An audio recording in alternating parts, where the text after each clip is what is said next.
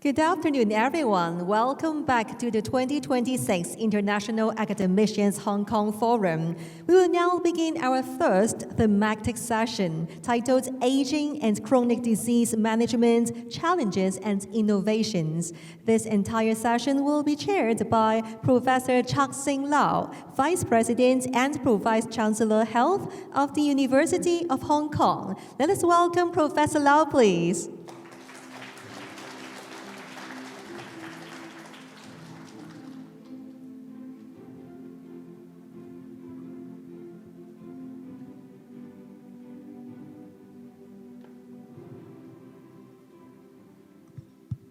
Thank you very much, and welcome all back to our afternoon session. And I thank the organizers for giving me the privilege to chair this session. This session, we will have 4 speakers to tell us, the latest advances in the management of the elderly, from inflammation and dementia to sarcopenia, to how we actually use technology to guide how to manage these people, as well as precision treatment for patients with pancreatic cancer. Our first speaker is Professor John O'Brien, who is Professor of Old Age Psychiatry of the Department of Psychiatry at the University of Cambridge, National Institute for Health Research Emeritus Senior Investigator. Professor O'Brien, may I ask you to come on stage to deliver your talk titled Inflammation and Dementia. Professor O'Brien, please.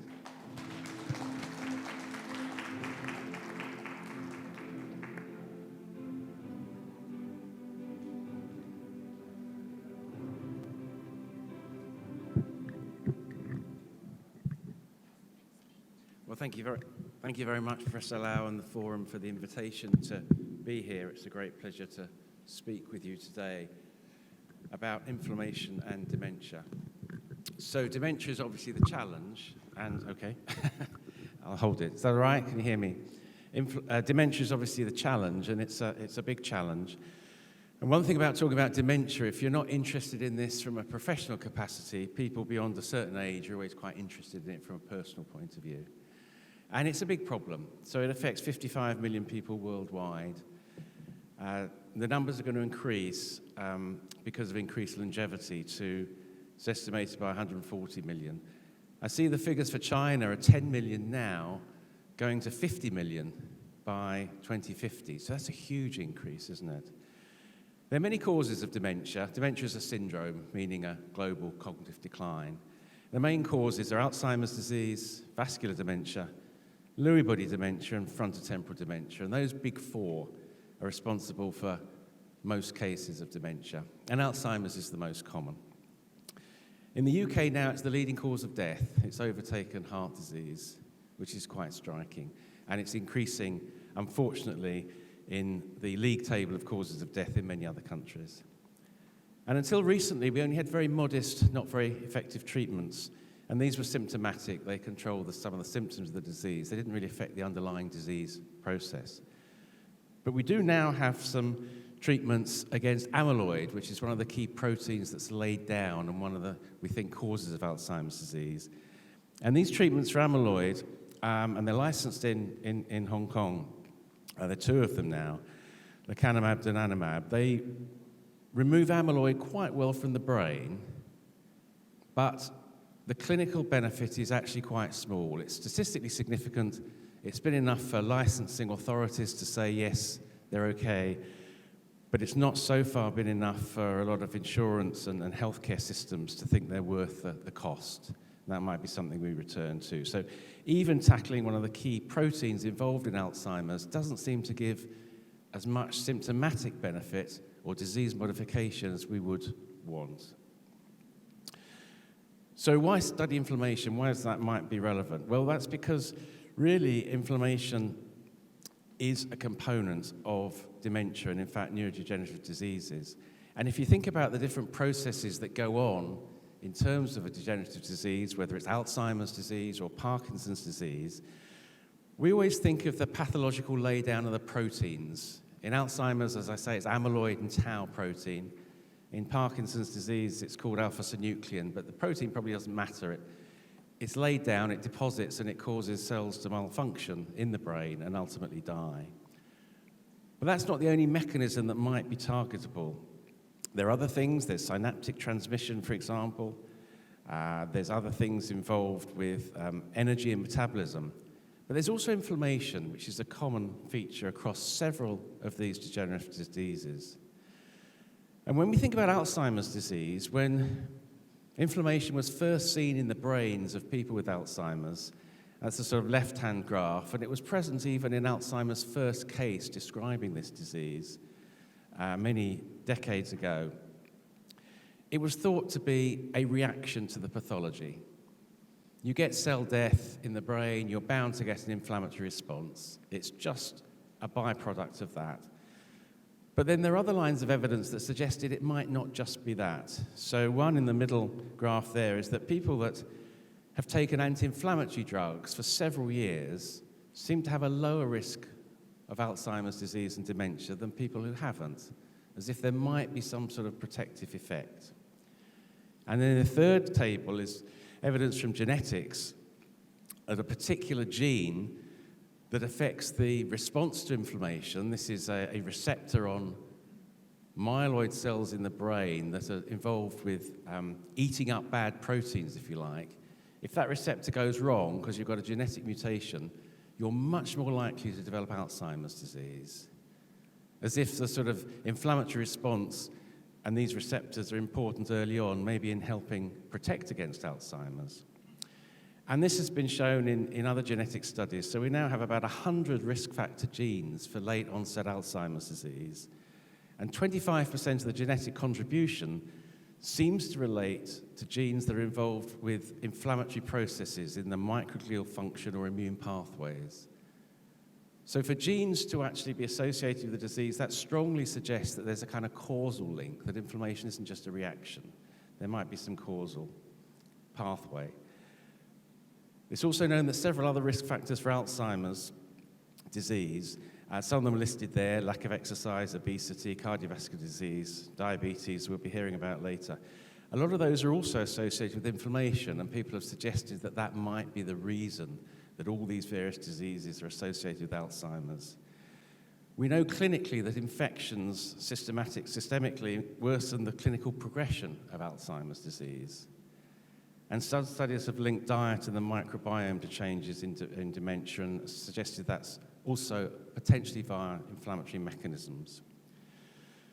So what might these links be? There's known to be an increased risk of dementia in people with inflammatory diseases, whether that's autoimmune diseases or arthritis.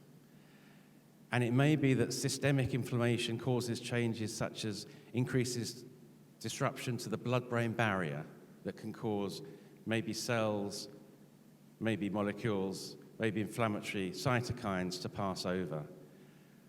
It's also known, and this comes largely from animal models, that if you have increased inflammation in the brain, it can hasten the deposition of tau and amyloid and other proteins. So an inflammatory environment might actually hasten the pathological process. So whereas maybe some early immune changes might be beneficial and help clear up some of these rogue proteins, later on, when inflammation gets a bit more out of control, let's say, it might actually hasten the pathological process. So we've been interested, as have other groups, in seeing whether this is true or not, what's the evidence for this, and the different ways one can study inflammation in people with neurodegenerative diseases. You can do brain imaging and look at inflammation in the brain. You can look at changes in the cerebrospinal fluid through lumbar puncture, in the blood, or through autopsy, studying the brain. And all of these can give bits of information about inflammation. So thinking about brain imaging, there's several potential tracers or ligands that can get into the brain and mark aspects of the inflammatory process. I think the problem with them all is none of them are perfect, and none of them can image the whole process. You're looking at one little bit of a system. But nonetheless, one can do that, and there are ligands for that. Our group's been studying one for many years. It's called PK1195, but it's quite a well-established marker of microglial activation in the brain. And what you see is that in people with Alzheimer's disease, against a control subject, people with Alzheimer's have a lot more inflammatory response. And the right-hand diagram is just showing you meta-analysis of several studies that have looked at inflammatory changes using PET imaging in Alzheimer's. And most of them, and as you see when you put them together, it's highly significant. There are increases in brain areas that we know are important in Alzheimer's disease, temporal lobe, parietal lobe, but not in other areas, such as those that are related to movement, for example. In studies we've been doing in Cambridge, we've looked at this in different dementias, Alzheimer's, frontotemporal dementia, other types of conditions. Progressive supranuclear palsy is also a condition that causes cognitive decline in dementia. And we do find evidence of increased inflammation on PET imaging in all these diseases, associated, as one would imagine, with the sort of clinical symptoms. So in other words, in frontotemporal dementia, the changes are in the front of the brain. In Alzheimer's, they're in temporal and parietal areas. In Lewy body dementia, which I also mentioned, we've also found changes in terms of increased inflammation. So this seems to be a common feature across the diseases. If we look at whether this has any influence on the clinical course, and this is looking at associations, we can't prove the inflammation is actually causing this or driving it. If we look at Alzheimer's disease, we see over time, obviously people unfortunately decline. That's part of the disease. And we can do brain imaging studies where we do multiple scans. We can look at structure using MRI. We can look at tau deposition using compounds such as AV1451, now called flutalsapir. And we can also look at inflammation using PK1195. And we can see what impact these seem to have on the clinical progression of the disease. And when we do that, we find that some of the predictors are, not surprisingly, related to tau imaging and atrophy, but there's also quite a highly significant contribution as well from inflammation that's independent of these other changes, suggesting that there is an association between inflammation and decline that's not explained by tau pathology or atrophy. When might these inflammatory changes occur? Well, that's slightly more difficult to determine, but one can look at people who are genetically, they have a gene for the disease, but they're not yet symptomatic. And there are some autosomal dominant genes in Alzheimer's and frontotemporal dementia that if you have the gene, you're pretty much 100% likely to get the disease. And you can do imaging studies like here on people when they're asymptomatic. And again, you see, even though people are asymptomatic, many years before they'll develop symptoms, there's increases in inflammation in the brain, suggesting it's an early change. And this has also been shown in Parkinson's disease. So people with Parkinson's disease, again, are at high risk of developing dementia. But you can divide them when they're cognitively intact into people at high risk of getting it through various factors and people at low risk. And if you look at the high-risk group, again, you see increases in inflammation compared to those at low risk. So all of these features suggest it occurs early, suggest that it's associated with poor outcome. So basically, if we just summarize the PET studies, you see increased microglial signal in several dementias. The pattern of inflammation reflects the known patterns of pathology. As I say, there's evidence that it's an early change, even before symptoms occur, and it's associated with faster disease progression. But PET imaging is very, very expensive, technically complex. Obviously involves radiation as a burden to participants, so it's a very, very useful thing to do to investigate, but it's not really a scalable solution to look at inflammation, how it progresses over time or in larger populations. It isn't really scalable. So one innovation that's come along in the last few years is blood-based biomarkers because of the improvement in the sensitivity of assays. And these can be divided into several different types. There's markers of inflammation, which I'll talk about, but there's also markers of pathology. So I mentioned amyloid and tau. So there are now quite good markers in the blood that correlate very highly with amyloid and tau levels in the brain. Something remarkable, something I never thought we would see, a blood test being able to tell you whether you've got Alzheimer's pathology in the brain. And there are also other markers looking at more general things like neuronal degeneration. So neurofilament light, for example, is one of those.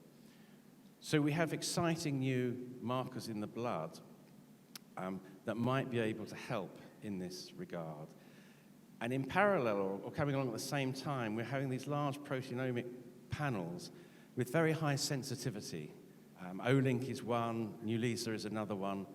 And what these do is, because they have double antibody capture, they're able to remove a lot of background proteins and detect proteins that are left with a very high degree of sensitivity, attomolar sensitivity, sort of several-fold higher sensitivity than previous methods. And these now allow the testing of multiple markers, so 250, 6,000, you can almost choose the number you want, with a single blood sample, and be able to look at changes and looking at changes over time.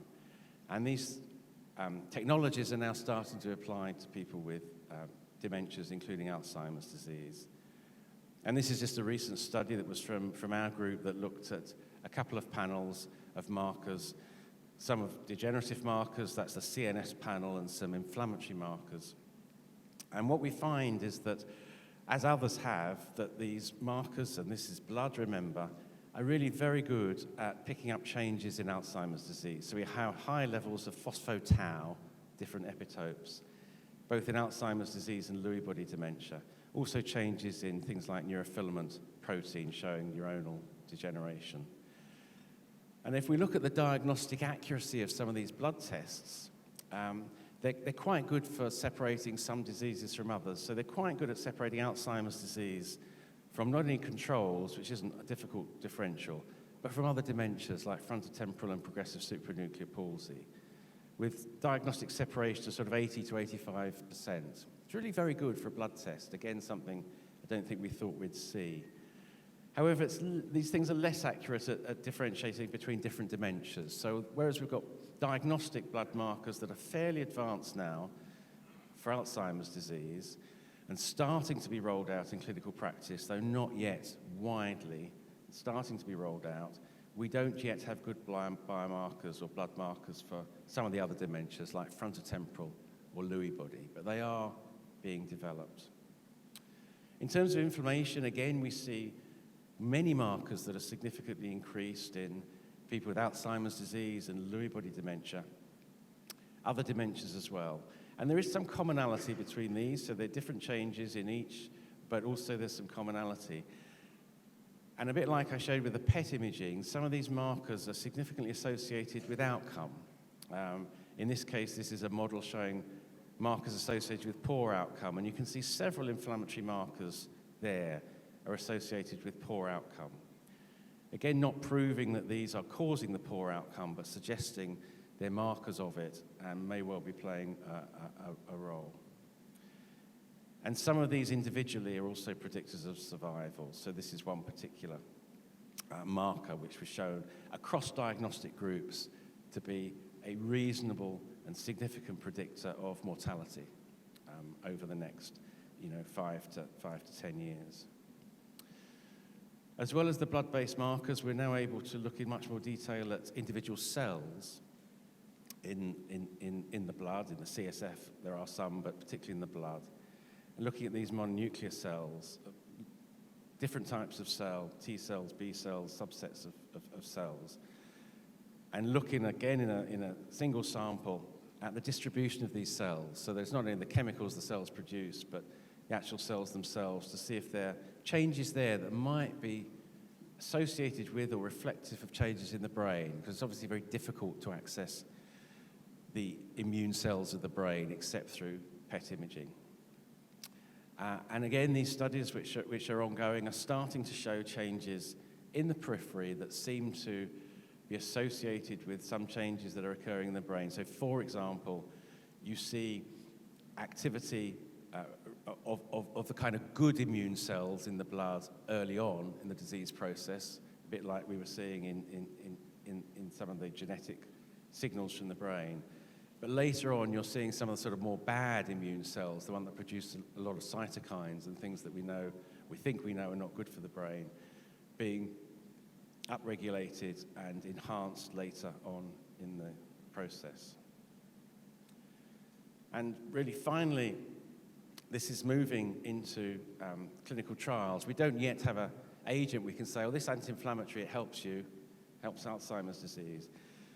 But this is a review that's done every year by Jeff Cummings looking at the pipeline of drugs for Alzheimer's disease.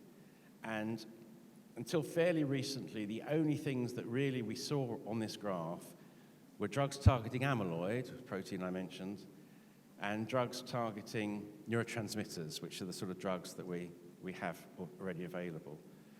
But now drugs targeting inflammation or immunity are now the third biggest tranche of agents that are being looked at for Alzheimer's disease. And I include this one here, I won't pronounce it properly, so apologies, Wuja Yizi.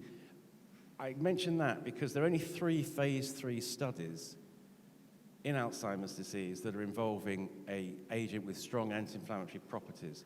And one of them is of this agent being done in China. So I think that's quite interesting in itself. So these agents are being looked at and in the pipeline, and as I say, we can't say at the moment they will be beneficial. But the evidence is building, and really that's my point. And innovations have allowed that evidence to build. So just to wrap up, we've seen that microglia, which are the immune cells of the brain, can be visualized using PET imaging and show patterns associated with the known patterns of pathology in different degenerative diseases. We now have new sensitive blood biomarker technologies allowing peripheral markers of degeneration and inflammation to be measured in different dementias. Some of these markers of degeneration show high promise as diagnostics for Alzheimer's disease. We still need markers for other dementias.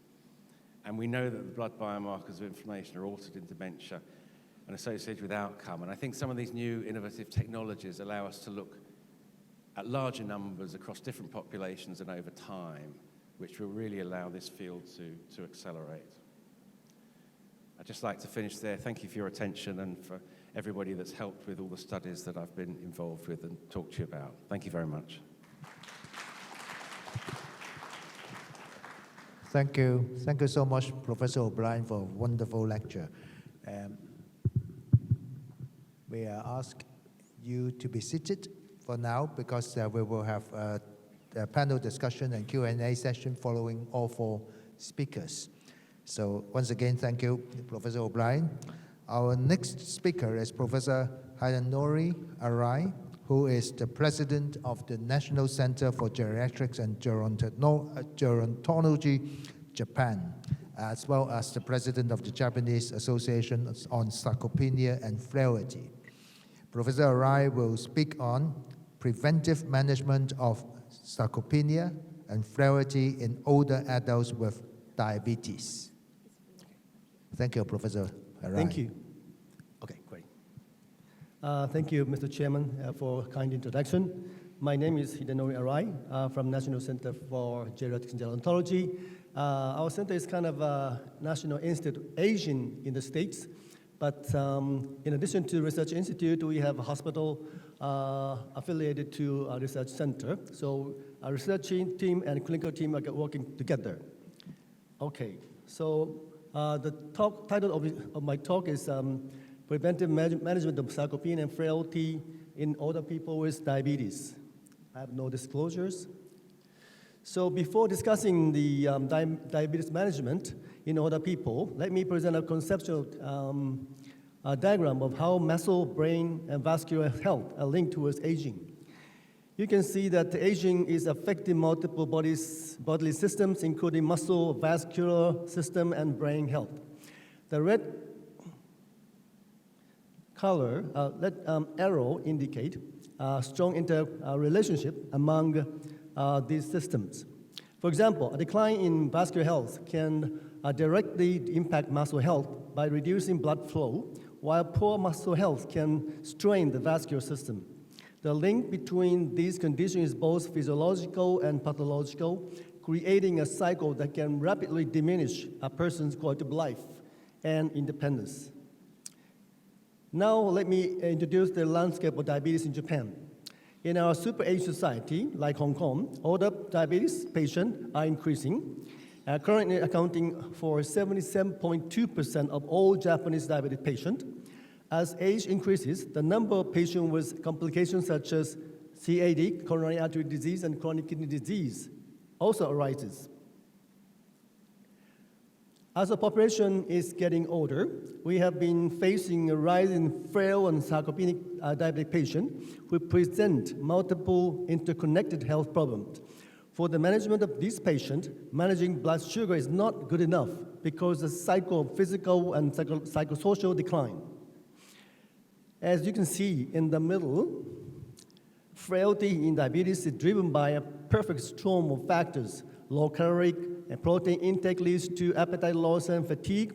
This is often compounded by poor glucose control, low physical activity, and cognitive impairment. When we add polypharmacy, the result is significantly worse. To manage this complexity, we look to the WHO ICOP framework on the left side, which identifies 6 intrinsic capacity domains: cognition, locomotion, psychological, vision, and hearing, and vitality, I put cardiovascular to manage chronic diseases.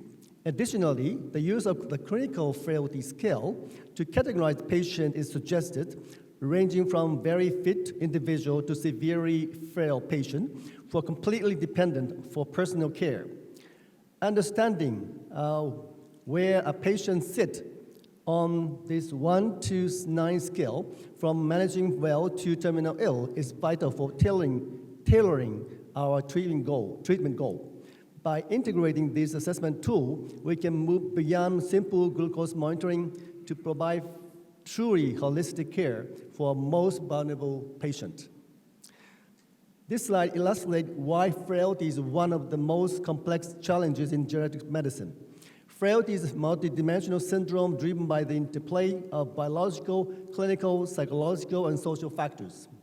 But you should keep in mind, frailty in this context is different from frailty in clinical frailty scale. Surrounding frailty, you can see many contributing factors. On the clinical side, comorbidity, polypharmacy, hospitalization, and poor oral health. Each place compounding burden on the body's reserve.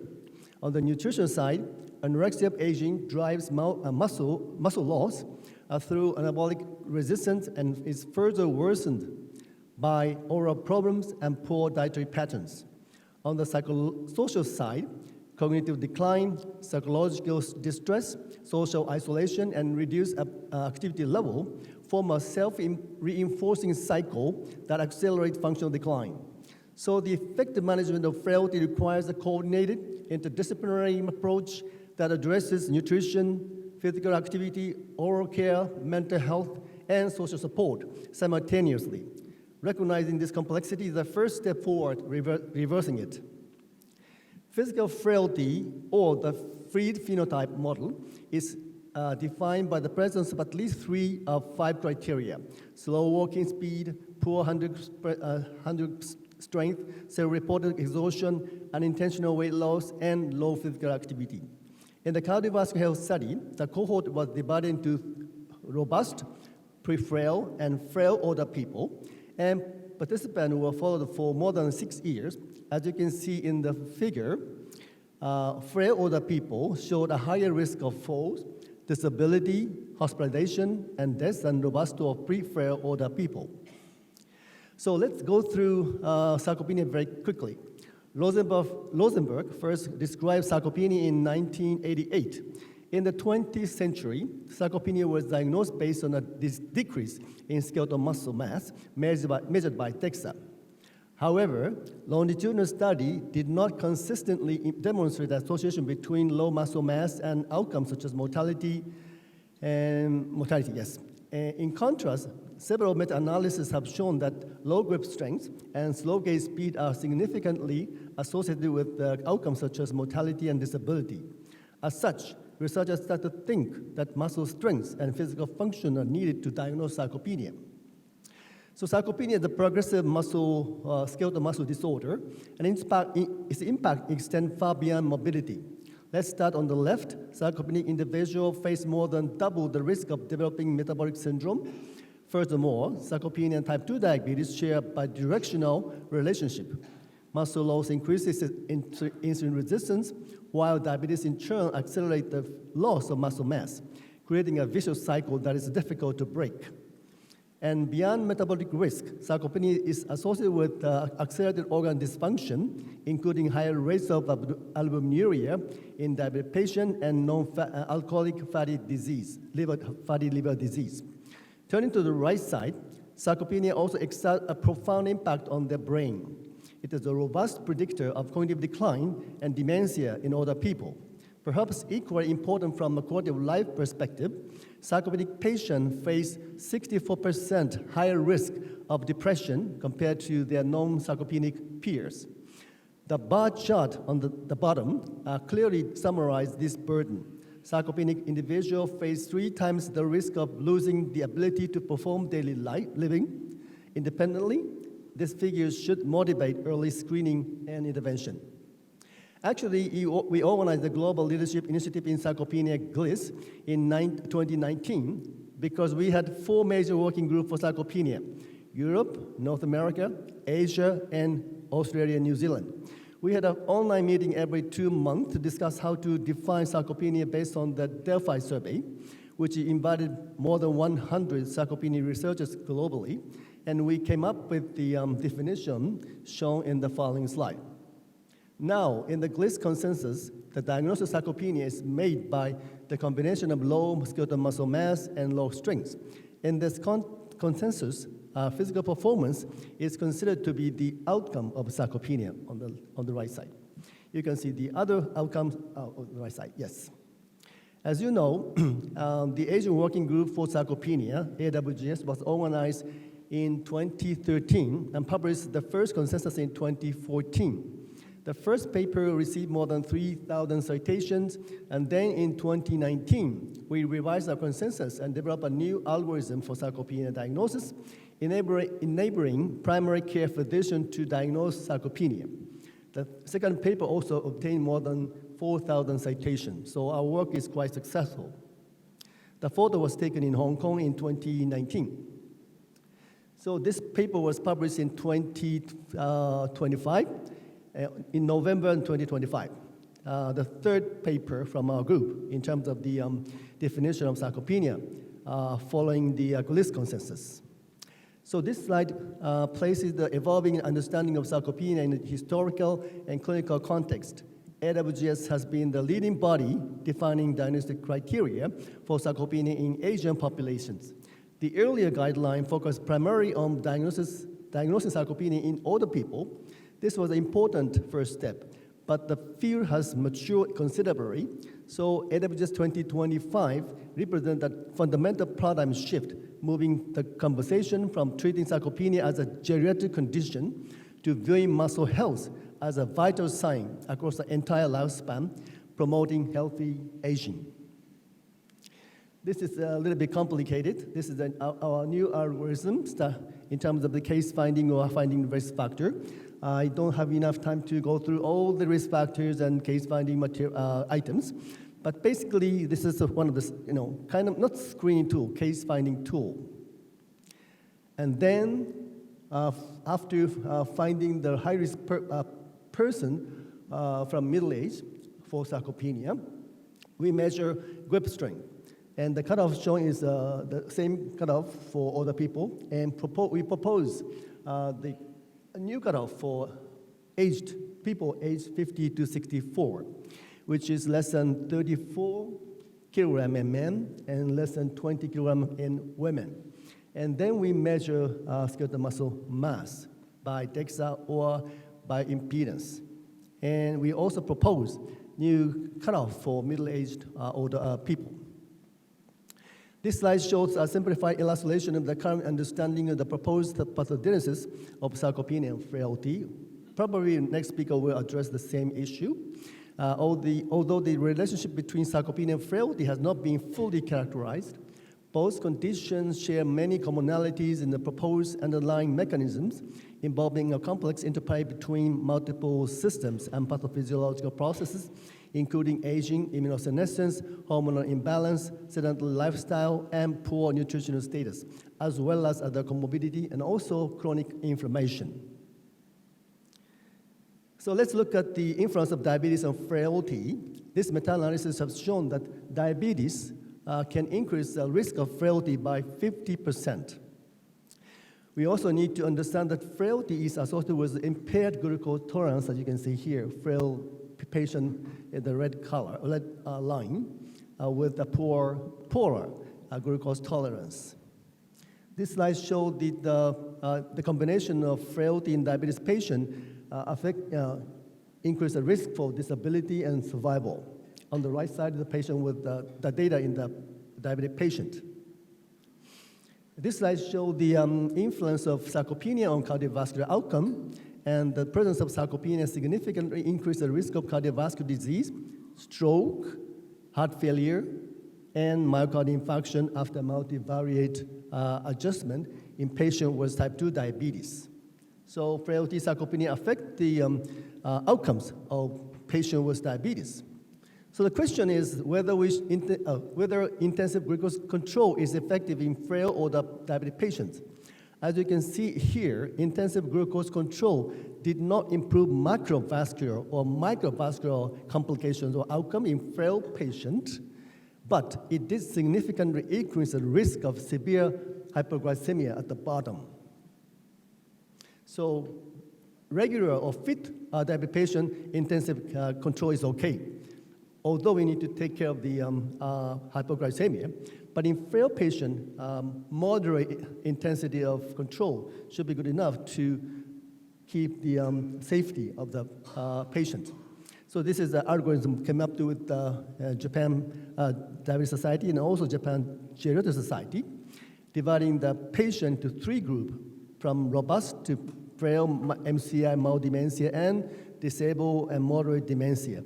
And we set a goal in each group, basically less than 10% of the appropriate goal for HbA1c. But for category 3, like a disabled or moderate dementia patient, we can choose less than 8.0%. If we use insulin or SU or glyceride, we can up-titrate the HbA1c criteria. So in terms of the intervention for sarcopenia and frailty, exercise number 1. We published the international guideline for sarcopenia, exercise for sarcopenia, and basically we recommend resistance training twice or 3 times a week, aerobics exercise 3 times or every day, and also balance training. The combination is recommended for sarcopenia and frailty intervention or prevention. And this slide shows the effect of resistance exercise on muscle strength in older diabetic patients. It was quite effective to reduce the incidence of falls in older diabetic patients. And also we recommend the aerobic exercise as well. And in diabetic patients, both aerobic and resistance training can improve the outcome. In terms of nutrition, this is our recommendation. So basically, we recommend high protein intake for older people with diabetes, and also sometimes HMB, which is a leucine metabolite. And also, we need to supplement vitamin D if your patient has vitamin D insufficiency or deficiency. In terms of non-pharmacological approach for frailty, so this is the standard approach: physical exercise, nutrition, comprehensive geriatric assessment, and multi-domain intervention, and social psychological intervention, and deep prescribing. And also, digital health technology can help improve your patient outcome. So these are the list of wearable devices for health monitoring in older people. I don't have enough time to go through the evidence. We have just published the guideline, which will be published in English next month. For example, this is one of the examples. Does digital health prevent frailty of high-risk non-older adult? And the answer is yes. We suggest digital health intervention, but strength is weak, and level evidence is very low. In summary, the intervention can be categorized into 5 key areas which almost overlap with WHO ICOPE: physical, pharmacological, cognitive, nutritional, psychosocial, and sensory. These are all crucial for a holistic approach, as frailty is a multifaceted condition. The intervention are best understood through a 3-tiered prevention model that adapts to a patient's current health status determined by the clinical frailty scale. First, we have primary prevention, which focuses on patients who are still in robust health. The goal here is to maintain their health and prevent frailty altogether. These involve proactive strategies to maintain intrinsic capacity by promoting physical activity and healthy nutrition. Next is secondary prevention. This tier is for individuals in a pre-frail or MCI state. The objective is to intervene early to prevent their condition from progressing to frailty. Finally, for those who are already frail or disabled, we use tertiary prevention. The primary goal at this stage is to improve the quality of life. These interventions are focused on managing the condition, slowing its progression, and helping patients perform their daily activities. This tiered framework allows us to tailor our intervention to each patient's needs, whether to prevent decline or manage its effect. Thank you very much for your kind attention.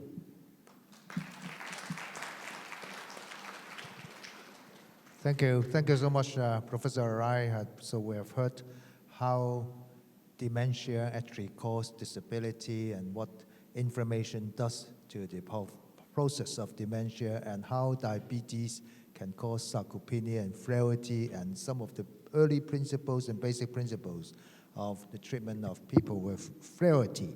So we now welcome our third speaker, Professor Tae-Yong Kim, who will speak to us on how to manage the aging population through frailty-guided technology-enabled care. Professor Kim is the professor of medicine at Harvard Medical School and a senior scientist at the Marcus Institute for Aging Research. Professor Kim, please. Thank you. Thank you very much for your kind introduction. It's truly a privilege and honor to speak here at the intersection of aging and technology.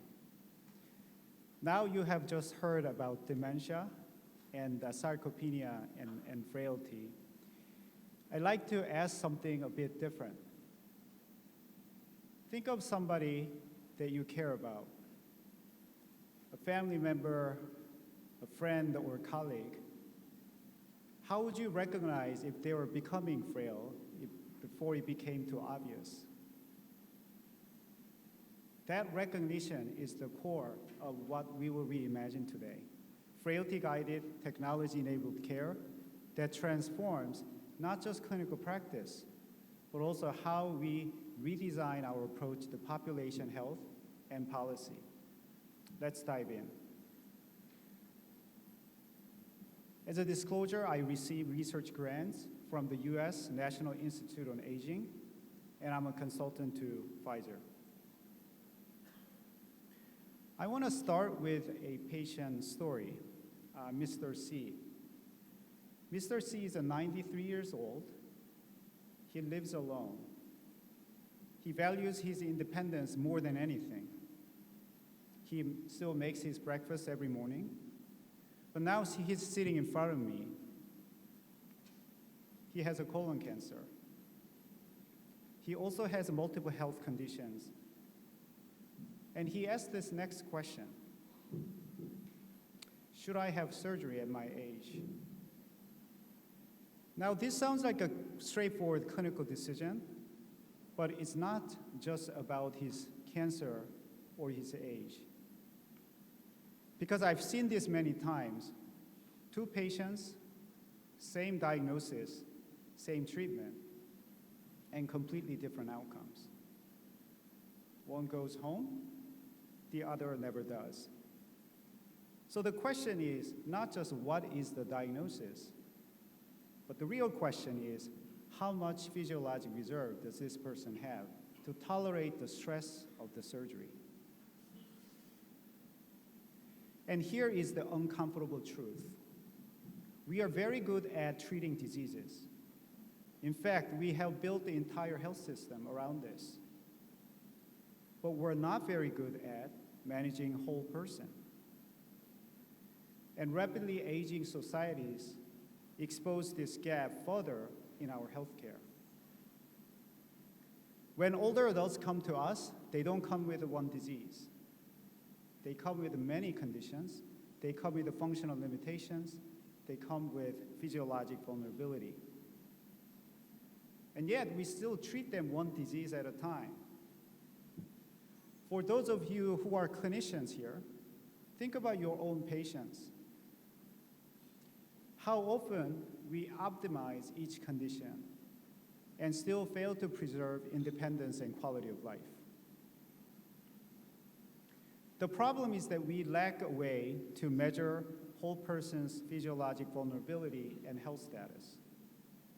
That missing framework is frailty. Frailty has been extensively studied and is strongly associated with poor health outcomes in old age. Frailty is not synonymous with age or comorbidity. It is the consequence of biologic aging, accumulation of health deficits, and decline in physiologic reserve across multiple body systems. Over the life course, we build physiologic reserve, peaking in early adulthood. After that, reserve gradually declines. But not everyone declines at the same rate. Frailty reflects where a person sits on this curve and how much reserve remains. Frailty is what determines how someone responds to a stressor, like a minor infection such as urinary tract infection, a surgery, or hospitalization. In a robust person with high physiologic reserve, there's a small dip and recovery. In a frail person with a low physiologic reserve, the same stressor can lead to a major decline and sometimes permanent. We see this clearly after surgery. Patients undergo the same operation for the same diagnosis, but recovery path follows very different routes. At the top of this curve, patients with high physiologic reserve, they experience a small dip and recovery within 3 months. As reserve declines, the drop becomes larger, recovery slower, and often incomplete. At the bottom, patients with a low physiologic reserve, a sharp decline, and they never return to a prior level of function. Frailty shifts patient down this curve. We see the same pattern with medication treatments. In non-frail patients who are taking blood thinner treatment called warfarin for atrial fibrillation for their stroke prevention, the risk of bleeding is relatively low and similar whether they stay on warfarin treatment or switch to a different newer anticoagulant called rivaroxaban. But in patients with frailty, the same clinical decision carries up to a 60% increased risk of major bleeding. We have seen this after hospitalization. Non-frail patients recovered in about 30 to 45 days. Those with mild frailty, 45 to 60 days. Those with moderate to severe frailty, it took almost 90 days to recover. Frailty is not just associated with single outcome. Once you start to measure it, you begin to see patterns for many problems of aging, such as falls, dementia, disability, and death. In other words, frailty makes physiologic vulnerability visible. Now let's go back to Mr. C. Mr. C has a colon cancer, and he's contemplating about surgery. So if I only look at his age, I might hesitate to recommend surgery. But if I assess his frailty, the picture changes. He's mildly frail, and his frailty is mainly driven by impairments in medical domain, mobility domain, and cognition domain. With this information, instead of avoiding surgery, now I can prepare him for it. I can optimize his medical conditions and mobility, implement delirium prevention strategy given his cognitive impairment, and arrange support that he will need for his recovery before the operation. Frailty assessment does something critical here. It turns uncertainty into a plan. It sharpens clinical decision and personalizes care. He also has atrial fibrillation. He's on warfarin treatment. So now the question is, should we switch him to a new anticoagulant drug? If yes, which anticoagulant drug? As we just saw, in frail patients, switching from warfarin to rivaroxaban may increase the risk of major bleeding up to 60%. However, switching to a different anticoagulant called apixaban can decrease risk by 29%. So here, we are making a different treatment decision depending on the patient's frailty. Without frailty assessment, we may be making the right decision for the wrong patients. So we can guide frailty to guide clinical decisions. But the key question is, do we have additional evidence that frailty assessment improves clinical outcomes? In a randomized controlled trial of cancer patients undergoing systemic chemotherapy, frailty-guided care through geriatric assessment reduces treatment toxicity by about 25% without compromising overall mortality or cancer outcomes. Frailty is not just about predicting risk. It changes how we intervene and treat patients. In robust or pre-frail patients, we focus on building physiologic reserve to preserve their independence through exercise, nutrition, and strict chronic disease management, such as hypertension and diabetes. As frailty progresses, the strategy shifts. We now try to reduce stressors by simplifying medications that can be harmful, making environments safer, and focusing on comfort. This is the core of frailty-guided clinical management. Now let's zoom out from the patient to the healthcare system. In the community, 1 in every 8 older adults is frail. But in hospitals and nursing homes, this number becomes closer to 1 in 2 patients. Patients with frailty account for nearly 1/3 of total healthcare spending in the United States, and more importantly, over half of preventable healthcare costs. So frailty tells us where we should really focus. Frailty is not just a clinical tool, but it becomes a population health strategy. It allows us to intervene earlier, target resources, and design better healthcare system.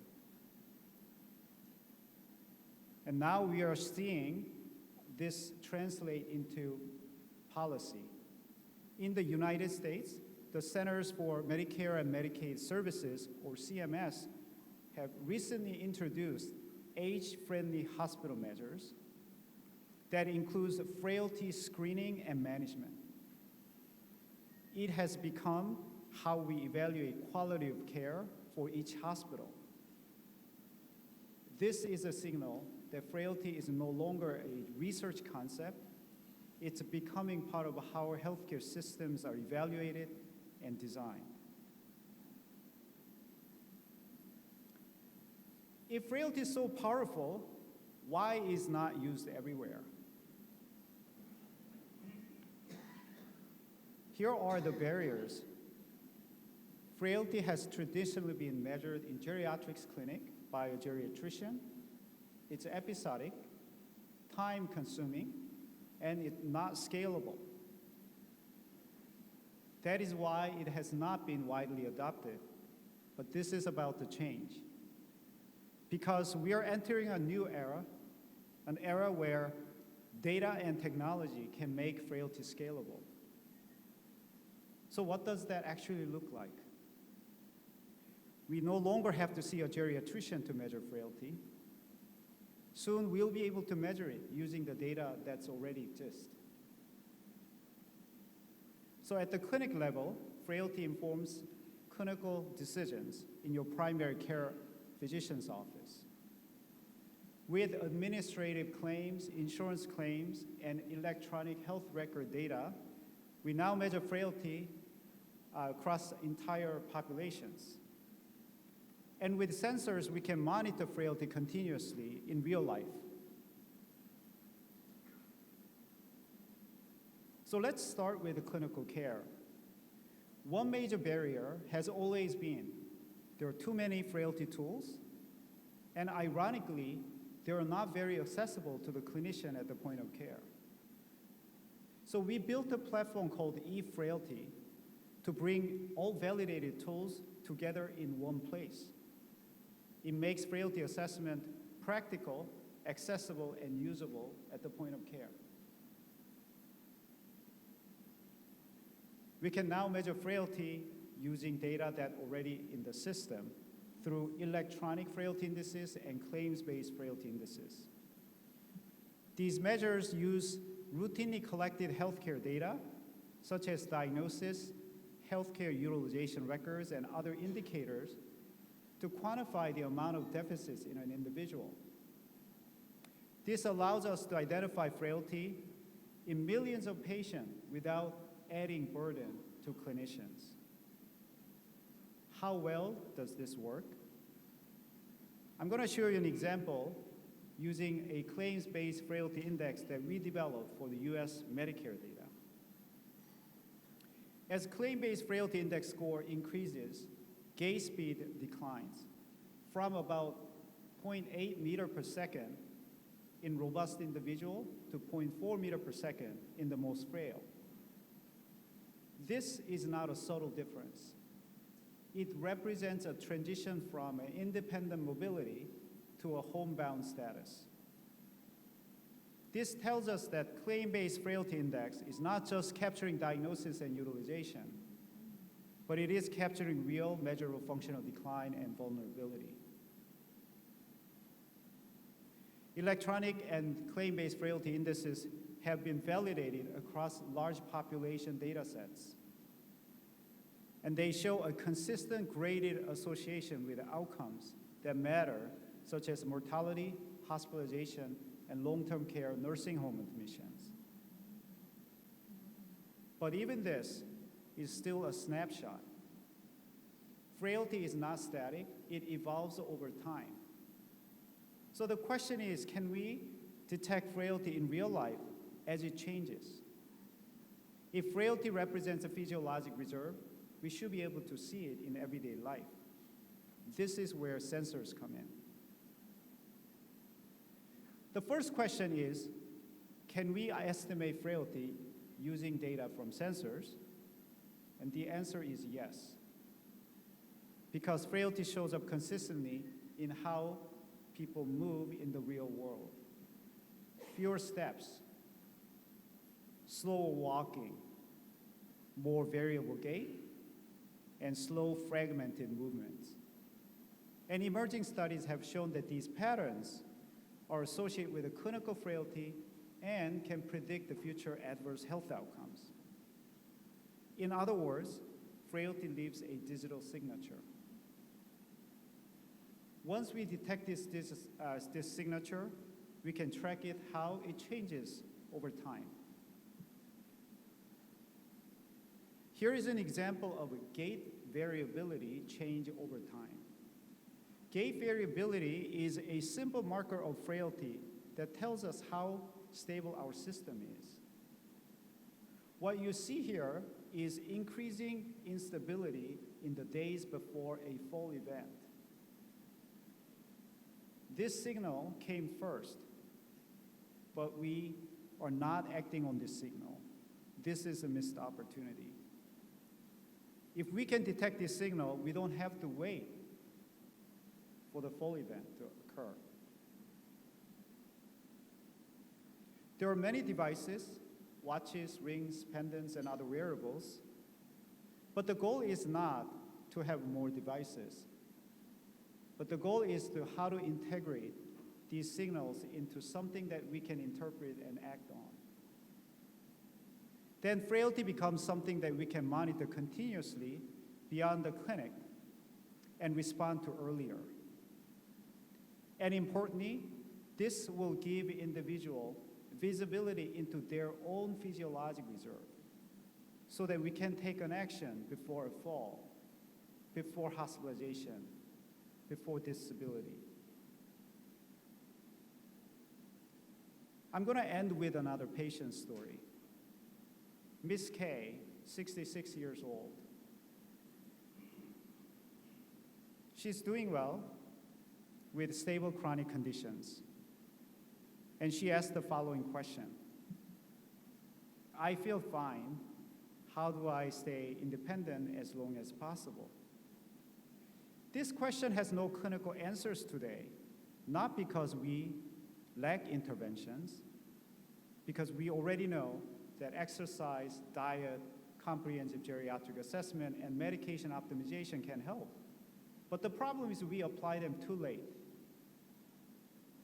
because we lack routine ways to detect subtle changes in health before clinical decline occurs. Now imagine a different future, a future where we can detect vulnerability early, intervene before clinical decline, and we don't have to wait disability to occur, but actively prevent it.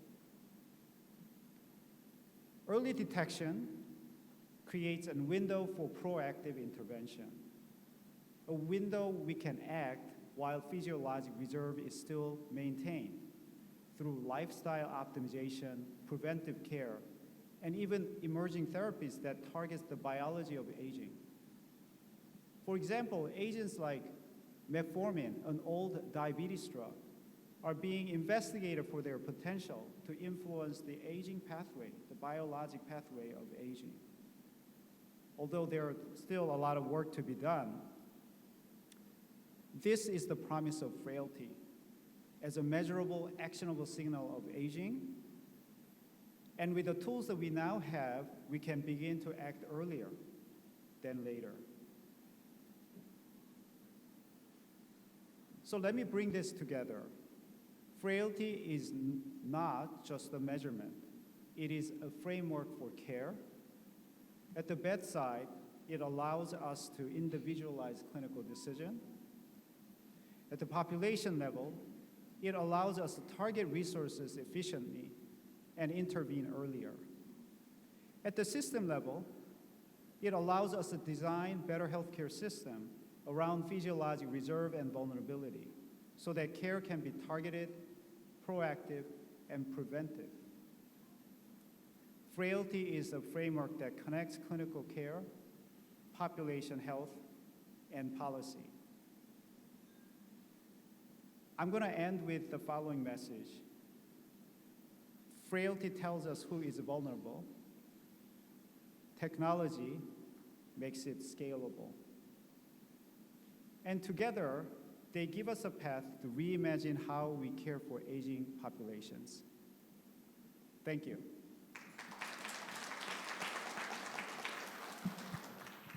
Thank you. Thank you again. Thank you so much, Professor Kim, for that truly insightful and inspiring presentation. Now, it takes me now to welcome our last speaker of this session, Professor Weng-Ming Hu, who is Vice President and tenured professor at the Peking Union Medical College Hospital.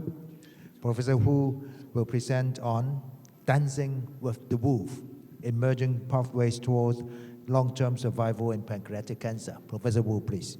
Thank you.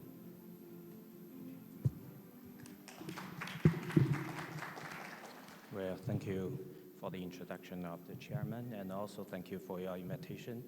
It's my great honor to be here and present our research and clinical practice. And the topic today, I think, will be aging and chronic disease. But my major for the past 20 years on pancreatic surgery and pancreatic diseases. So I think the first of all, pancreatic cancer is also a chronic disease. From the beginning of the pre-cancerous lesions and the development of the cancer progression, we can see the patient need to experience over 15 to 20 years. So after the diagnosis of the PDAC, the patient have to face a comprehensive and a continuous treatment.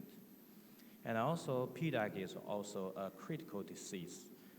We can see the incidence of pancreatic cancer is rising annually, and also is predicted to become the second leading cause of cancer-related deaths by 2030. For the GBD database for globally, for example, in 2023, the incidence about globally 500,000 people attacked by pancreatic cancer. And also you can see the mortality. In the same year, the mortality also 500,000 person. So if we see this curve, we can see the rate of new cases and the deaths from 1992 to 2023. The new case fatality rate nearly 90%. So the living curve and death curve nearly close. So pancreatic cancer carries the worst prognosis. If we put pancreas into all size cancers, we can see all size, the 5-year overall survival will be 70%. And you can see the thyroid and the prostate is nearly 100%, but you can see pancreas only 13%. And so we call it king of cancers. And you can see this is for the past decades, from 1975 until now, the incidence, the 5-year overall survival is from 3.2% to 13%. So that means the limited improvement in pancreatic cancer treatment. So how about if we see a patient in my clinic? We always divided them into 4 stages. For the resectable, we would like to choose a surgical resection plus adjuvant chemotherapy. And for the borderline resectable and also locally advanced lesions, we would like to neoadjuvant chemotherapy with or without radiotherapy. And then we go left or go right. If go right, we can see the patient with metastasis, maybe liver or lung mass, and that would be choose to a palliative tumor-directed therapy. But the pathway is clear, but the outcomes are dismal. We can see after the surgical resection, the recurrence is really high. It's 86% within 5 years, and even for 1 year, nearly half. And we have a lot of chemotherapy regimen this year. You can see this is the very advanced chemotherapy regimen in the recent 5 years with a lot of new drugs. But we can still see most of them, the median overall survival only less than 1 year. So is it all for all patients? And also the key clinical characteristic of PDAC, we can make a conclusion as 3 high. The incidence is rising, and also high risk of recurrence and metastasis, and extremely high mortality. Also 3 low. That means low rate of early stage at diagnosis, and the low surgical resectability, and the low 5-year survival. And 3 poor tumor biology, and poor treatment efficacy, and also, as the previous reporter said, poor performance status for this patient, because most of patients of pancreatic cancer, they get the incidence median about 60s or 70s, so it's a senior disease. This is the challenge we are facing with the pancreatic cancer, but if we see the innovations, new techs in these years, which brings population benefits and visual benefits. As we know, the later stage is associated with poorer prognosis. Let's see the figure. Over half, it's about 57% of the cases diagnosed by the late stage with distant metastasis. Only 15% is localized. And also, you can see the right figure. That's for the late stage, only 3.2% of 5-year survival, and advanced is only 16.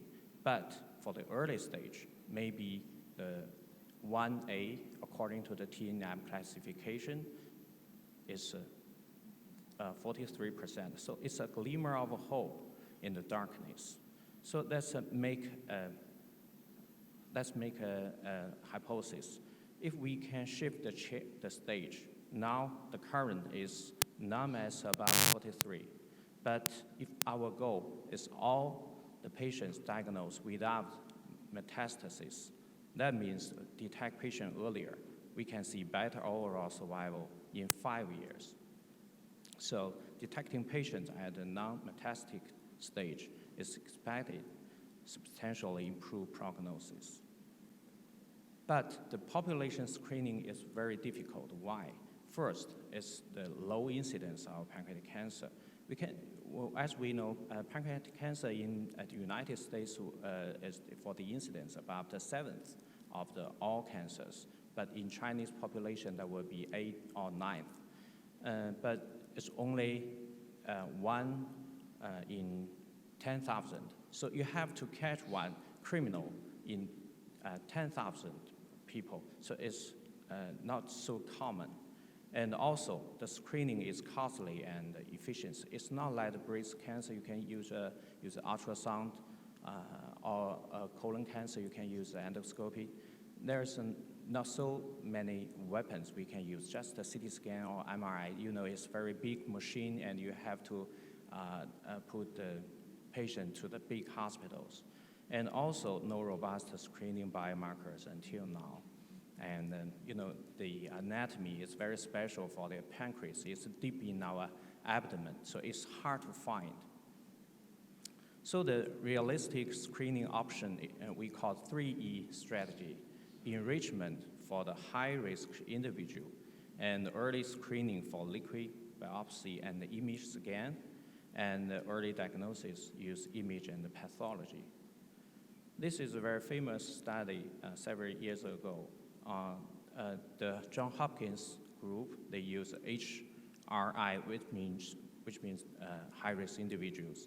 The definition is history of pancreatitis, cystic pancreatic lesions, new onset diabetes, and the family history of pancreatic cancer, and also the cancer-related germline mutation carriers. They go through these studies over 20 years, and 1,000 HRI included. So the outcomes that demonstrate pancreatic cancer can be traced, but you need a lot of time and enough human power, human resource to do this. So this is a Denmark cohort.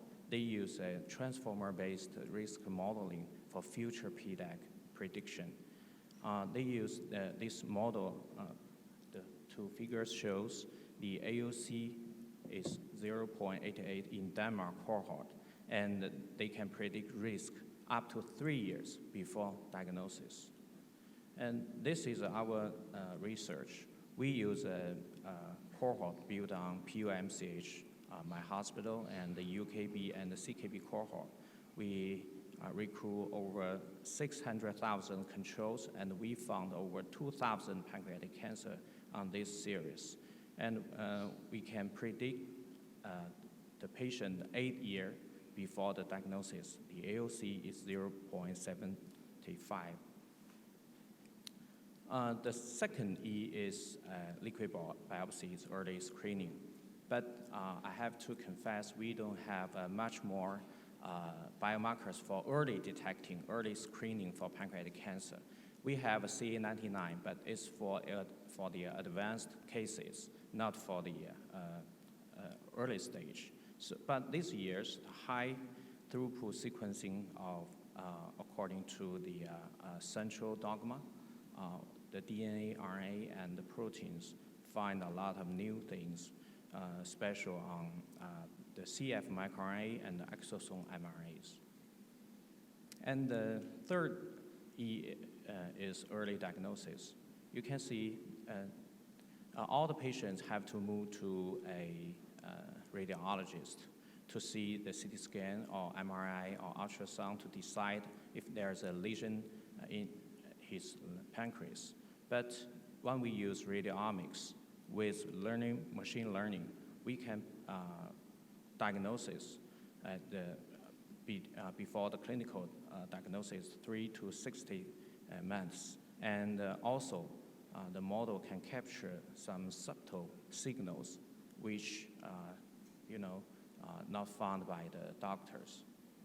And this is another AI-based contrast enhanced CT for the small tumor detection. We can see the sensitivity for tumors less than 2 centimeters of CNN is over 90%.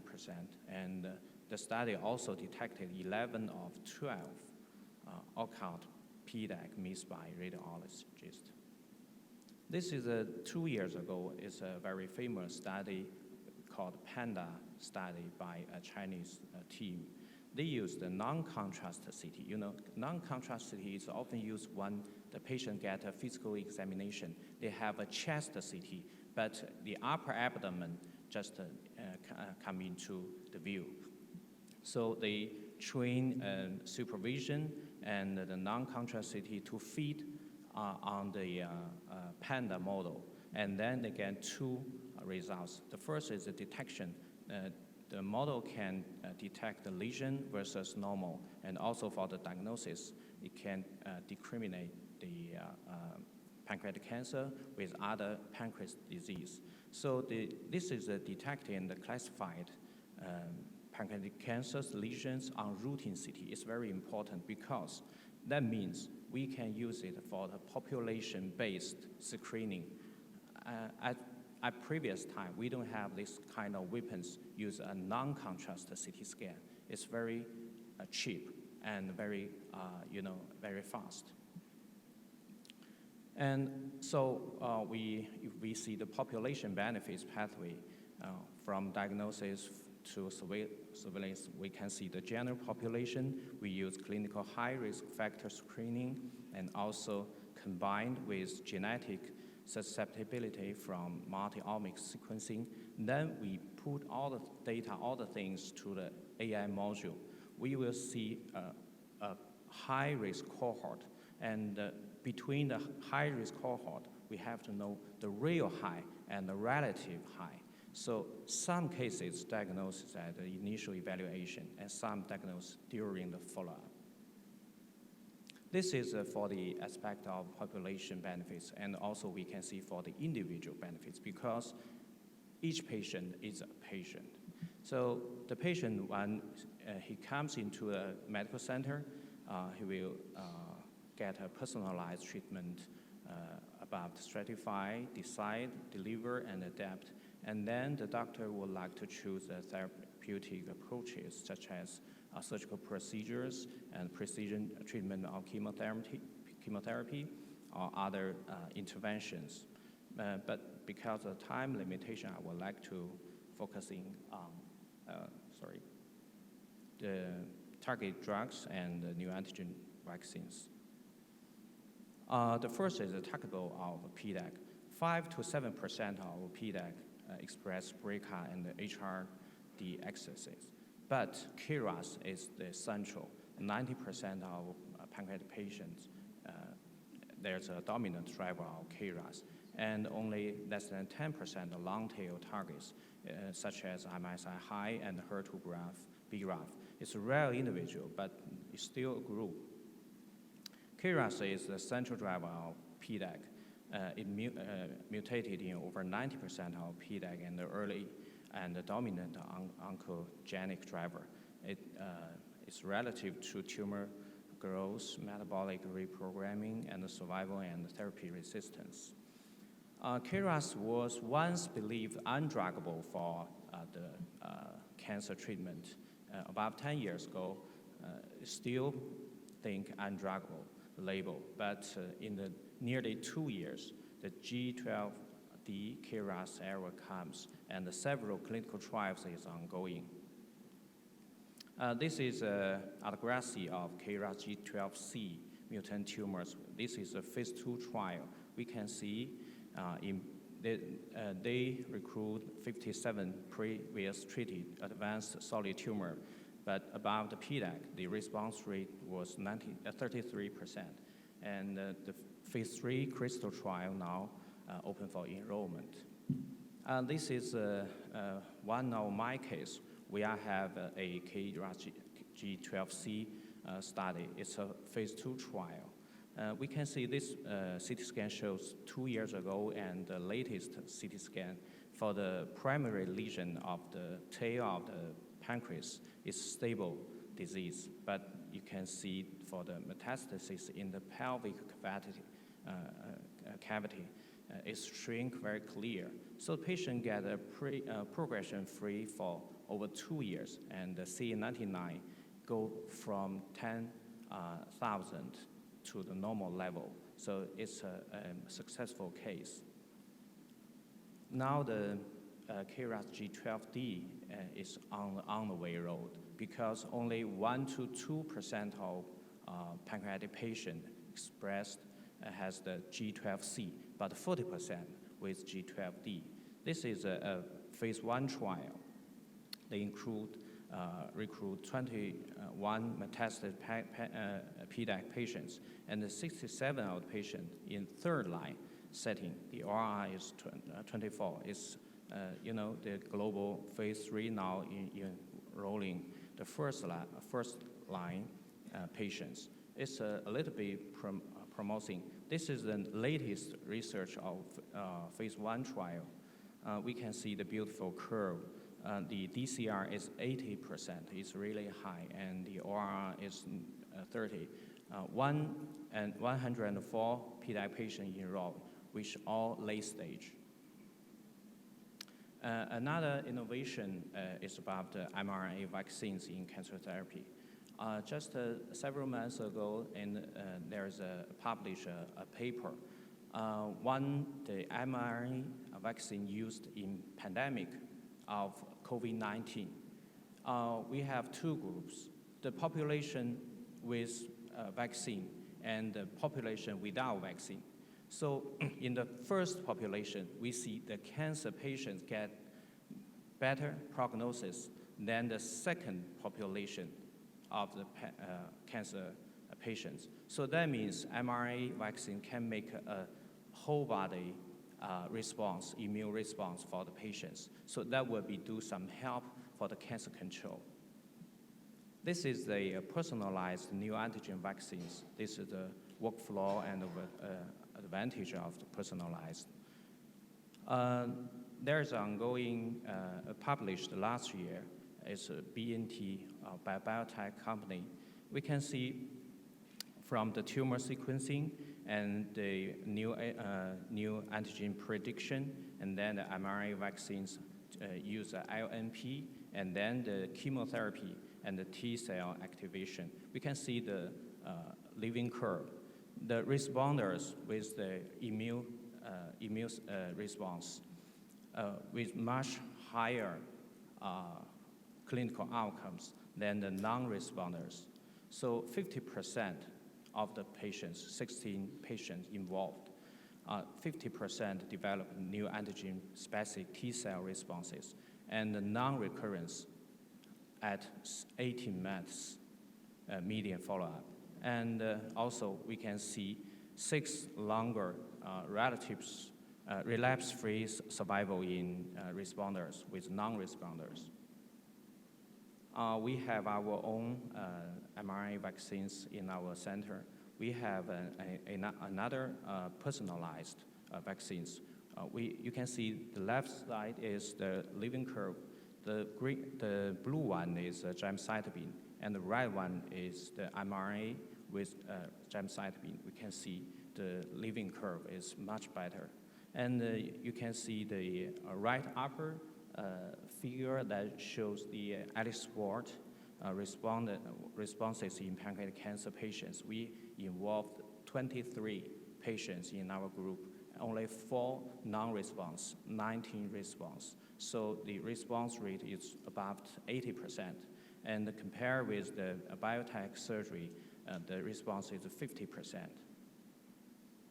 So for the personalized treatment workflow with comprehensive profiling and biological stratification and mesh treatment, after the monitoring, we have MDT, a lot of doctors from different experts to the reloop of the workflow. Okay, I want to make a end. So we can see innovation creates possible from population survival gains and for the individual. For the population survival gains, our goal is shift the treatment window earlier, and our strategy is enrichment, early screening, and early diagnosis. And what makes it possible is data integration and AI risk models, liquid biopsy, and AI imaging. And for the individual benefit, our goal to match the right therapy to the right patient. Our strategy was stratification, design, monitor, and optimization. So what can make it possible? We use personalized treatment, target drugs, gene and cell therapies, and mRNA vaccines, even a lot of experts who attend. So survival gains require both earlier detection and better treatment. So this is the last one, and the innovation about such as AI tools can empower pancreatic cancer care from early detection to survival doubling. So the AI-driven risk factors and detection and diagnosis pipelines, we use the EMR data stream, and also we to find the early lesions detection using deep learning identities. And also our computational pathology subtyping, we can make the pancreatic cancer into different groups with different prognosis. And also the precision treatment and the survival impact including different kind of treatment. And the most important now, the 5-year overall survival is only 13%, but we have a dream of doubling. One doubling is come to 26. What that means, in liver cancer now it's 22. For the lung cancer it's 28. So if the pancreatic cancer come to 26, that's not a king of cancers. We can take off his coral. So this is our dream. And 5 key message. Now we are in a tipping point. We use AI tools, a lot of liquid biopsy and the new screen techniques. And now it's happy to hear KRAS is druggable, and also we have mRNA vaccines. AI is a multiplier, not just a tool, and the overall survival doubling, I think, may be achievable in the near future. Thank you very much. Thank you so much, Professor Wu. Wonderful and excellent sharing. May I ask you to remain on stage, please? We will now move our session into the panel discussion part of the session. Our colleagues will help set up the chairs, etc. So, please.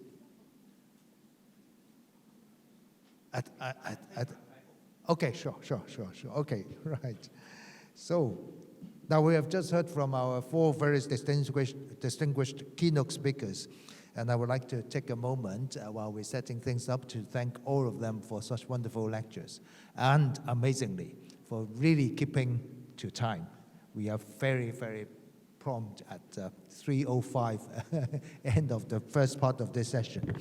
And it is still my pleasure to serve as the session chair for this discussion panel on aging and chronic disease management, challenges and innovations. And we will delve deeper into the themes raised, and our various panel discussions are getting ready on the stage. And we have, of course, Professor John O'Brien, Professor Hidenori Arai, Professor Tae-Yong Kim, Professor Weng-Ming Hu, and also our new panelist. Do I sit? All right, I remain here.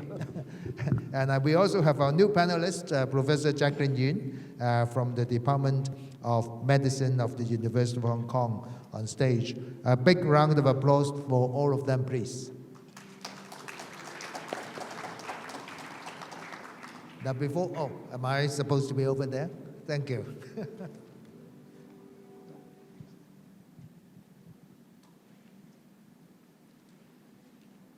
Thank you.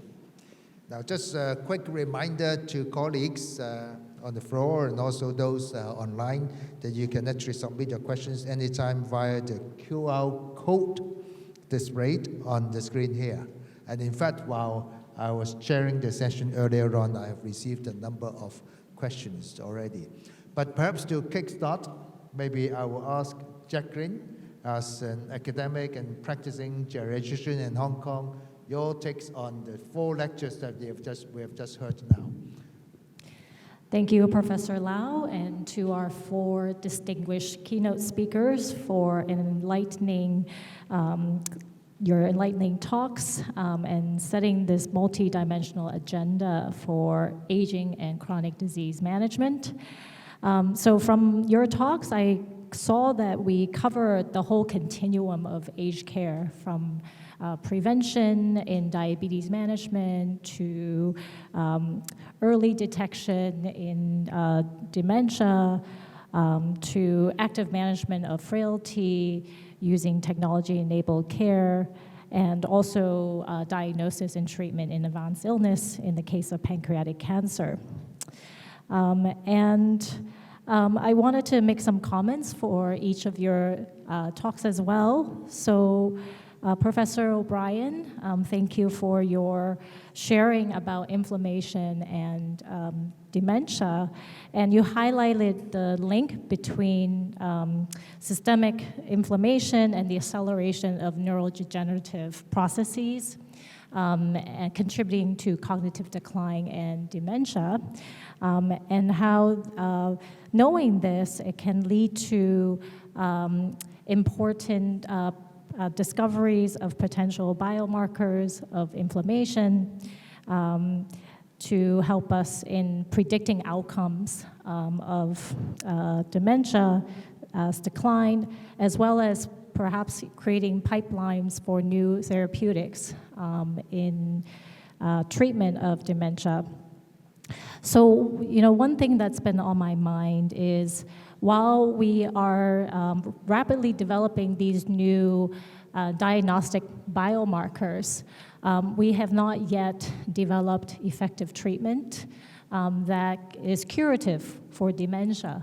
And so I think coupled with these developments, we also need to be able to learn how we should communicate the implications of these positive biomarkers, especially before patients develop symptoms, and the fact that we don't have effective treatments to cure their illnesses.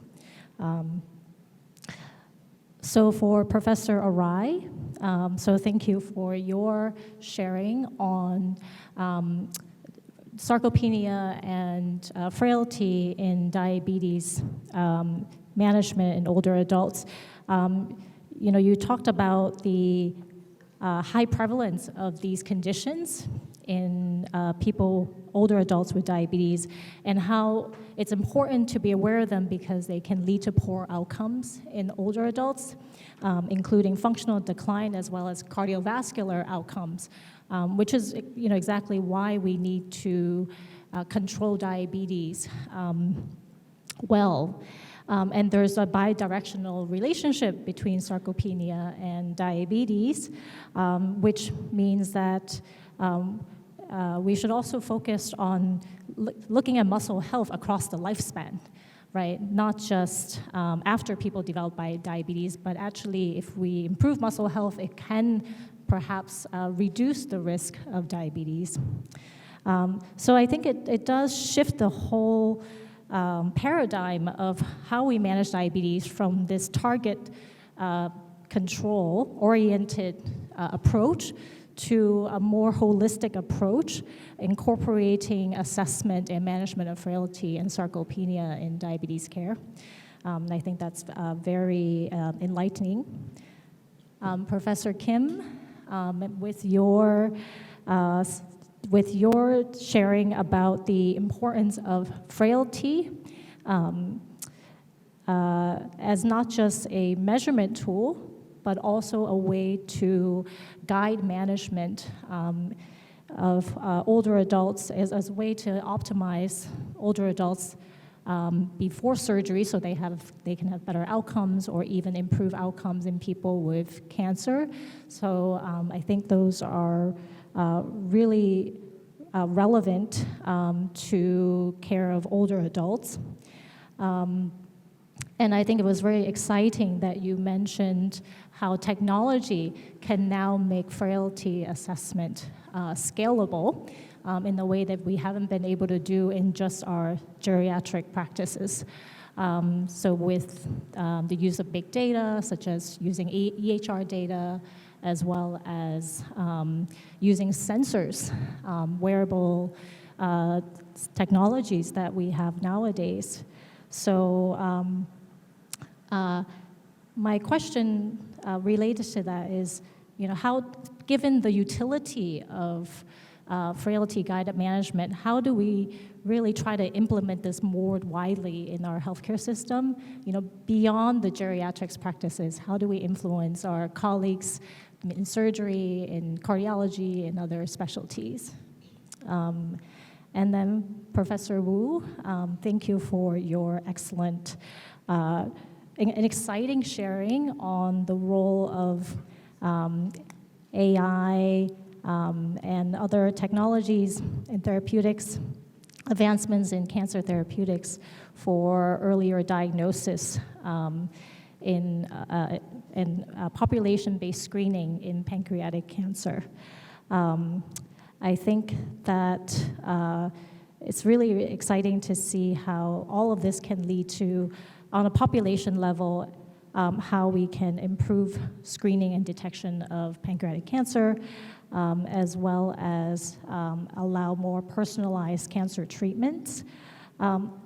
So when I saw your title, Dancing with the Wolf, I think what comes to mind is when older adults have cancer, the wolf is not only the tumor, but also the toxicity that they may experience when they receive cancer treatments, the treatment burdens, and its impact on quality of life.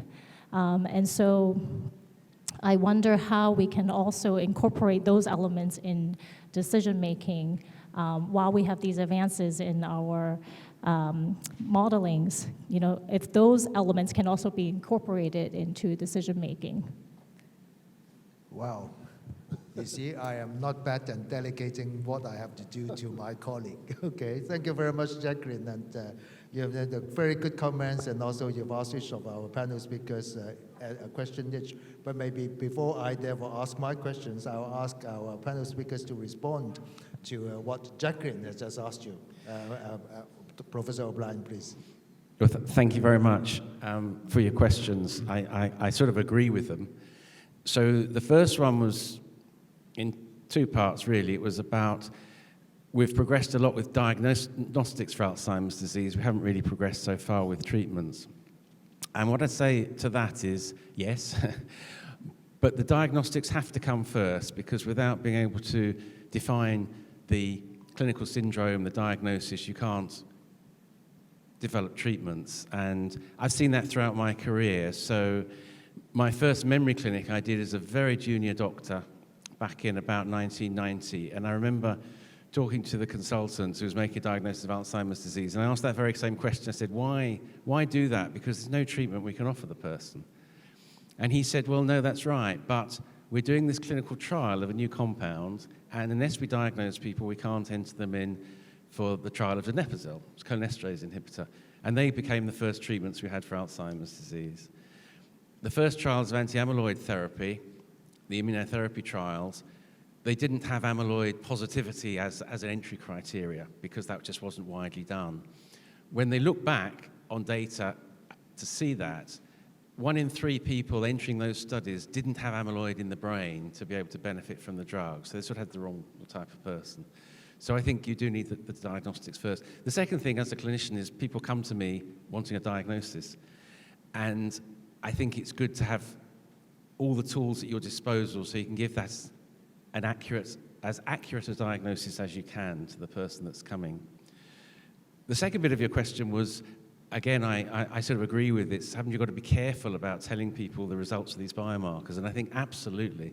And that's one of my big fears, that while I think if somebody's coming to you with a problem and you're doing a diagnosis anyway, you want to give them the best diagnosis that you can, which is going to be using these biomarkers. The danger is that once they're widely available, people will just, get them anywhere and have all sorts of different interpretations. I was actually involved in a literary debate in Alzheimer's and dementia last year on a related topic, which was about giving people feedback on Alzheimer biomarkers if they had dementia with Lewy bodies, different sort of dementia. And a lot of people there with DLB have amyloid positivity. But actually, we don't really know what that means. So I was on the side of saying, no, we shouldn't be telling them they've also got Alzheimer's disease, because that's just unhelpful and it's probably not true. We should be very careful in what we disclose. So I absolutely agree with you. How we limit that is an active debate in the UK, and I'm sure it is here. I saw a very interesting paper, I don't know if you're part of it, from a consensus paper from Hong Kong about use of biomarkers and amyloid treatments, and it had a lot of really good sense in it that was just published a year or so ago. Thank you very much, Professor O'Brien. Okay, Professor Arai? Let me answer your question, and also I'd like to add some comment about the biomarker for Alzheimer's. We have also done the multi-domain intervention trial for the prevention of dementia using several biomarkers like beta amyloid, p-tau217, NFL, and GFAP. Interestingly, for example, patient or person with high GFAP has a high risk to be demented or cognitive decline, but more responsive to the intervention. So if we have a high biomarkers in the plasma, you don't have to be disappointed. If you can join the multi-domain intervention, you can definitely prevent the development of cognitive decline. So that's a very important message. Also, people with ApoE4. ApoE4 is a high-risk gene for dementia or Alzheimer's. But people with ApoE4 are more responsive to multi-domain intervention than people without ApoE4 gene. So ApoE4 people have a 2 to 4 times higher risk for dementia, but you don't have to get disappointed. If we can provide, or we can provide multi-domain intervention, we can save their life or prevent dementia. That's my comment about dementia biomarkers. In terms of diabetes, so we need more discussion. I'm a geriatrician taking care of older diabetic patient with multimorbidity or frailty, sarcopenia, or cognitive decline. So, but we need paradigm shift. We need to talk to endocrinologists or cardiologists who are taking care of diabetes patients in the middle age. They need to understand those diabetic patients develop sarcopenia, frailty, or cognitive decline in 20 or 30 years later. If a patient's age is 50, like a 70 or 75, they often develop frailty, sarcopenia, and dementia, or MCI. So they need to understand not only, of course, preventing cardiovascular disease or microvascular disease is important by managing the risk factor of diabetes like hypertension or dyslipidemia. But at the same time, keeping the muscle health in middle age is very important for the management of the diabetic patient in middle age, considering the future development of frailty, sarcopenia, and dementia. So that's a very important message to deliver to endocrinologists or cardiologists.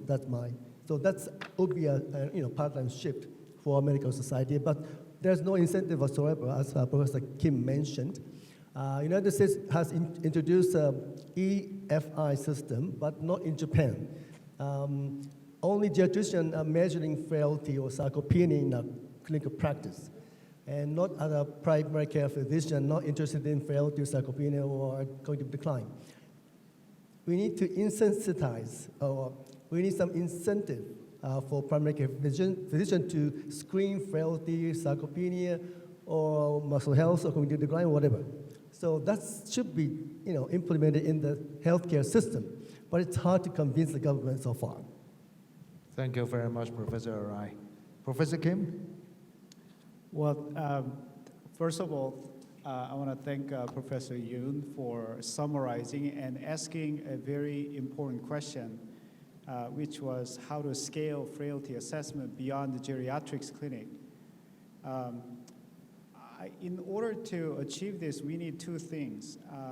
First, we need to make frailty information available at the point of care. And second, we need clinical evidence and training to how to use that information to inform clinical decision. So how are we doing in those two fronts? I'm going to first address the first issue, making frailty assessment available at the point of care.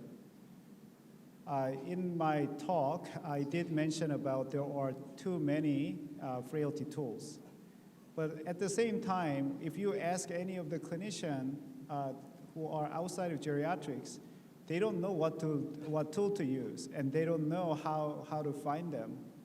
So I think having e-frailty platform resolves much of that challenge by putting all validated tools together in one place with a web-based calculator, so you don't have to remember how to score it, how to interpret it. It's all done with help of the web-based calculator. And the other thing is that there is increasing interest of using data science to calculate frailty score based on electronic health record or insurance claims data. Insurance claims data may have a little bit of lag time to make it available to the clinicians. And then clinician may not have immediate access to the claims data. So claims data-based frailty index has been mainly the research tool and population health tool rather than clinical tool. However, electronic medical record-based frailty indices are becoming more popular, and because it's using the information that is currently in the electronic health records, it can be made available to the clinician at the point of care. So that is a promising area that frailty screening can be done automatically using database-derived frailty score. But the accuracy of this electronic or even claim-based frailty index is not as good as clinical frailty assessment. So it's a good screening tool, but has to be confirmed with a clinical practice. In terms of sensor, I believe that it has a lot of potential to make frailty really available beyond the geriatrics clinic. So let's imagine if you have a phone, watch, or wearable, and then there is an algorithm embedded in that device to give a frailty risk score. So you can bring it to your clinicians, primary care physician, or specialist to discuss what I need to do to improve this score. And so that will make frailty information even more broadly available in the population. The second thing is evidence generation. So there are a lot of evidence that show frailty predicts poor health outcome or poor clinical outcomes. That's too obvious, but I think how to use that information to make clinical decision, that part has not been fully explored. So I think we need to really think about, once you have information about this person's frailty, how can I make a different treatment decision based on that information? So that is really important area that we need in the future. Lastly, we have made a lot of progress. Frailty has been integrated in oncology, surgery, cardiology, and now in emergency medicine. I think there are more and more specialties that sees the value of frailty assessment. So the time is coming, but if we can actually put a right healthcare policy and incentive to this about doing the right thing, we can accelerate this trend. Thank you. Can I add one? Please, Professor Arai. I think e-frailty index is pretty good, and also the UK has also implemented e-frailty index in their electoral chart.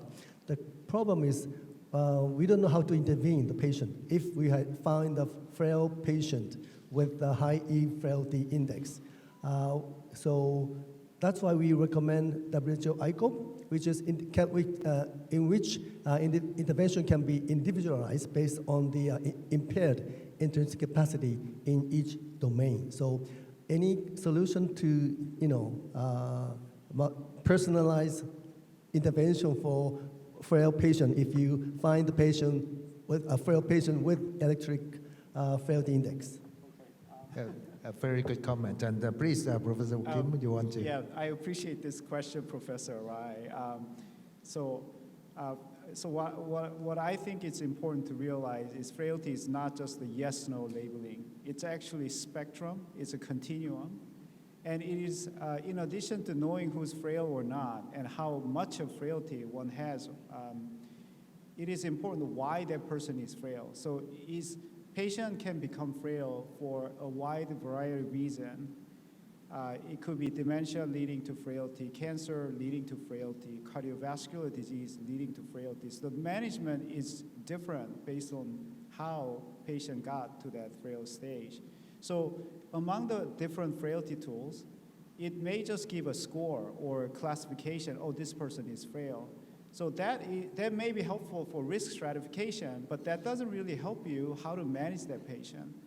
But if you look at some of the frailty scores that are based on comprehensive geriatric assessment, in addition to giving an overall frailty score, it also gives the domain-specific impairment. So that actually matches what Professor Rai mentioned about ICOP model, intrinsic capacity domains. Is it really cognitive domain or locomotion, physical domain, or psychological domain that drive that person's impairment?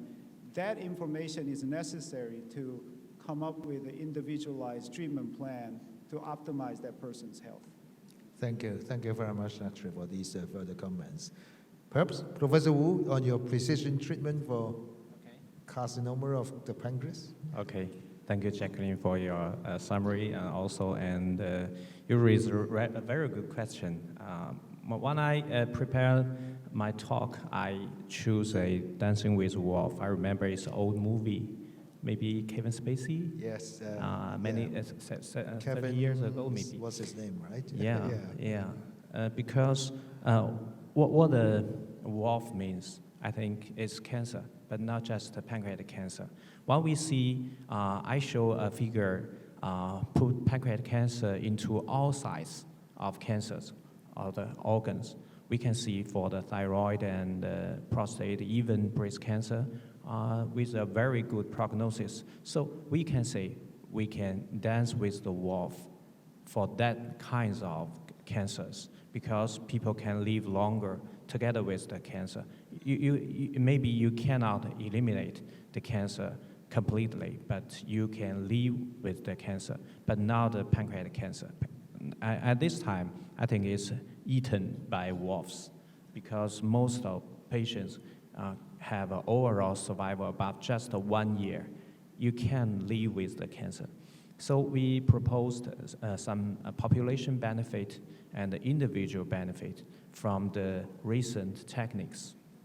For the population benefits is we can use AI tools. Why we have to use AI tools? Because it's relative lower incidence cancers, pancreatic cancer, not just like breast cancer or colon cancers.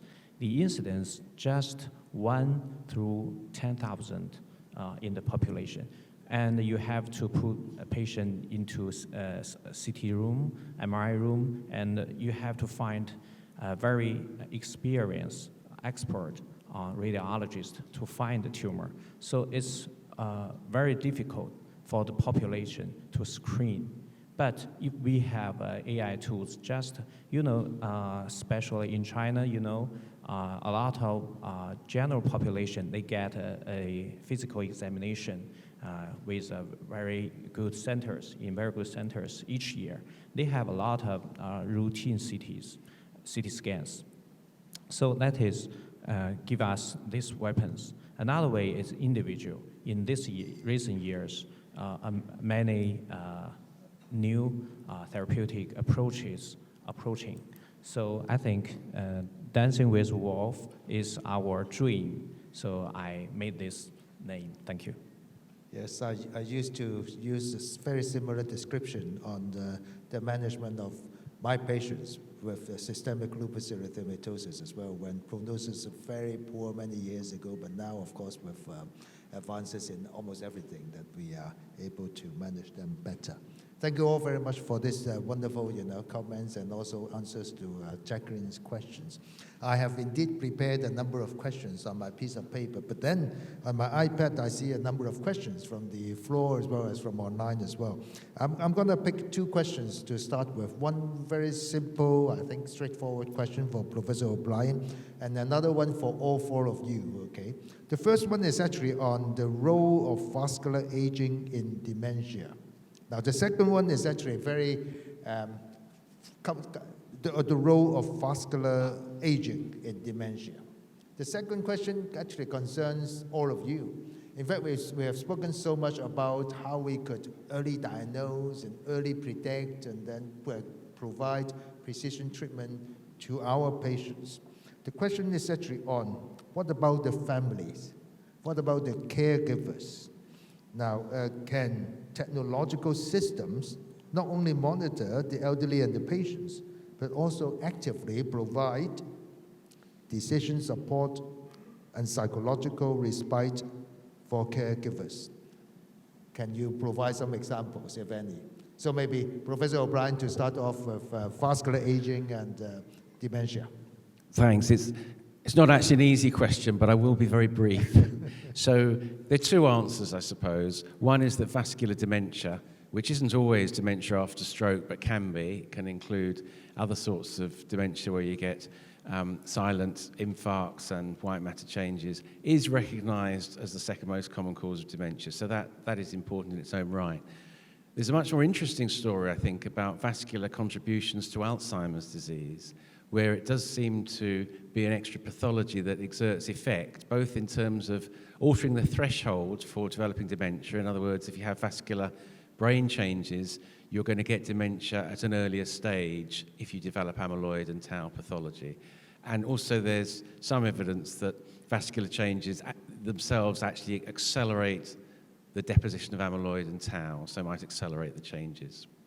So I'll just leave it there probably, but thank you very much for the question. Thank you.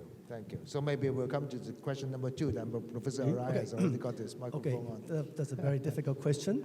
Caregivers. So I think our future will be the combination of personal health record, PHR, plus wearable device monitoring for frailty or physical activity. So, and then we should give some incentive to each person. Otherwise, nobody will, incorporate PHR assessment. PHR should be fine, but they don't buy wearable devices to check their physical activity. So we need some incentive. And then we can detect the early sign of frailty, sarcopenia, or cognitive decline using personal health record data and also daily activity measured by wearable devices. That's one of the goals. And the question is how to give some incentive. Maybe one of the incentive would be to lower premium for healthcare insurance. Currently, in Japan, the premium is pretty expensive for most of the people. If they can get some incentive or discount for health premium, they might adopt some such tool for daily life and report to their doctor, and can be an early sign of many diseases can be detected at early phase. But I'm not so sure whether we can implement that system in Japan. In terms of family education, I think we need to talk to the industry, because many people, middle-aged people are working in the industry, and we need to tell the company that the education for healthcare is important for their employees. They're taking care of, they have parents of older age, but most of the employees don't know how to care dementia, or how to prevent cardiovascular disease, or how to improve muscle health. So those kind of information should be provided for the employees, and then they can see their parents, and if it's lucky, they might be able to teach their parents to change their lifestyle. So I think that's one of the solutions for us to, provide some education for family members. And also in our center, we provide family education class for patients with dementia. So we invite the patient with dementia with their carer or family members. And family members understand how to care to prevent PTSD or other, ADL decline.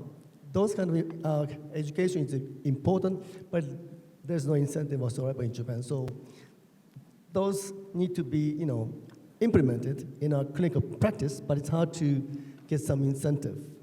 Thank you very much, Professor Arai. Professor Kim, you have anything to add? I just want to just echo the importance of caregivers in geriatric care, especially when you think about how to define caregivers. Actually, caregiver can mean a lot of different things. It may be a family member or paid or unpaid caregivers who are not family members, and also making important treatment care decisions, or providing actual physical assistance at the bedside. So I think it's important to really think about who's taking this a specific role for the patient's care. So the other thing is we may have, so we encounter this in the United States when I practice. A lot of times when I see patients, their caregivers, mostly adult children, are heavily involved. And they're really playing a crucial role, not only providing care and supervision they need, but also actually assessing patients' health status. So I gather more information about the patient health status from the caregiver. So in terms of when I think about frailty assessment, I gather a lot of information about the patient's frailty, not only from patient themselves, but also from their caregivers. So I think educating caregivers about their role and providing accurate information, and also making sure that what patient reports are confirmed by the caregivers who know about the patients are really important. And also the last thing that we often find challenges is that in electronic health records, sometimes even though we're sending messages or sending letters to the patients, it's often the caregiver or adult children who are responding. And so how can we actually ethically and legally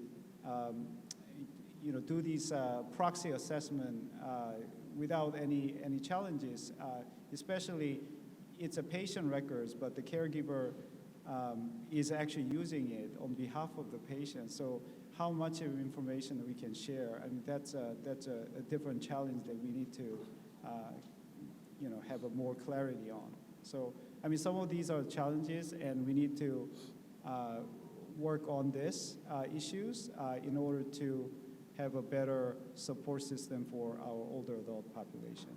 Yeah, I cannot agree more. As a rheumatologist myself, I look after patients with chronic arthritis like rheumatoid, etc. And we did a study earlier on actually asking, when a patient is sick, who do you look to? And then besides the doctor and healthcare professionals, their caregivers, etc. So educating their caregivers, providing support to them is very important. Professor Wu, do you have anything to add, in the management of such aggressive disease as CA pancreas? Caregiver support? I want to share something. Because the topic today is aging and chronic disease, as I mentioned at my talk, pancreatic cancer is also a chronic disease. I have a very similar words, like the frailty. It's cancer caucasia. So cancer caucasia expressed with sarcopenia and also frailty. And we see a lot of elderly patients with pancreatic cancer diagnosis.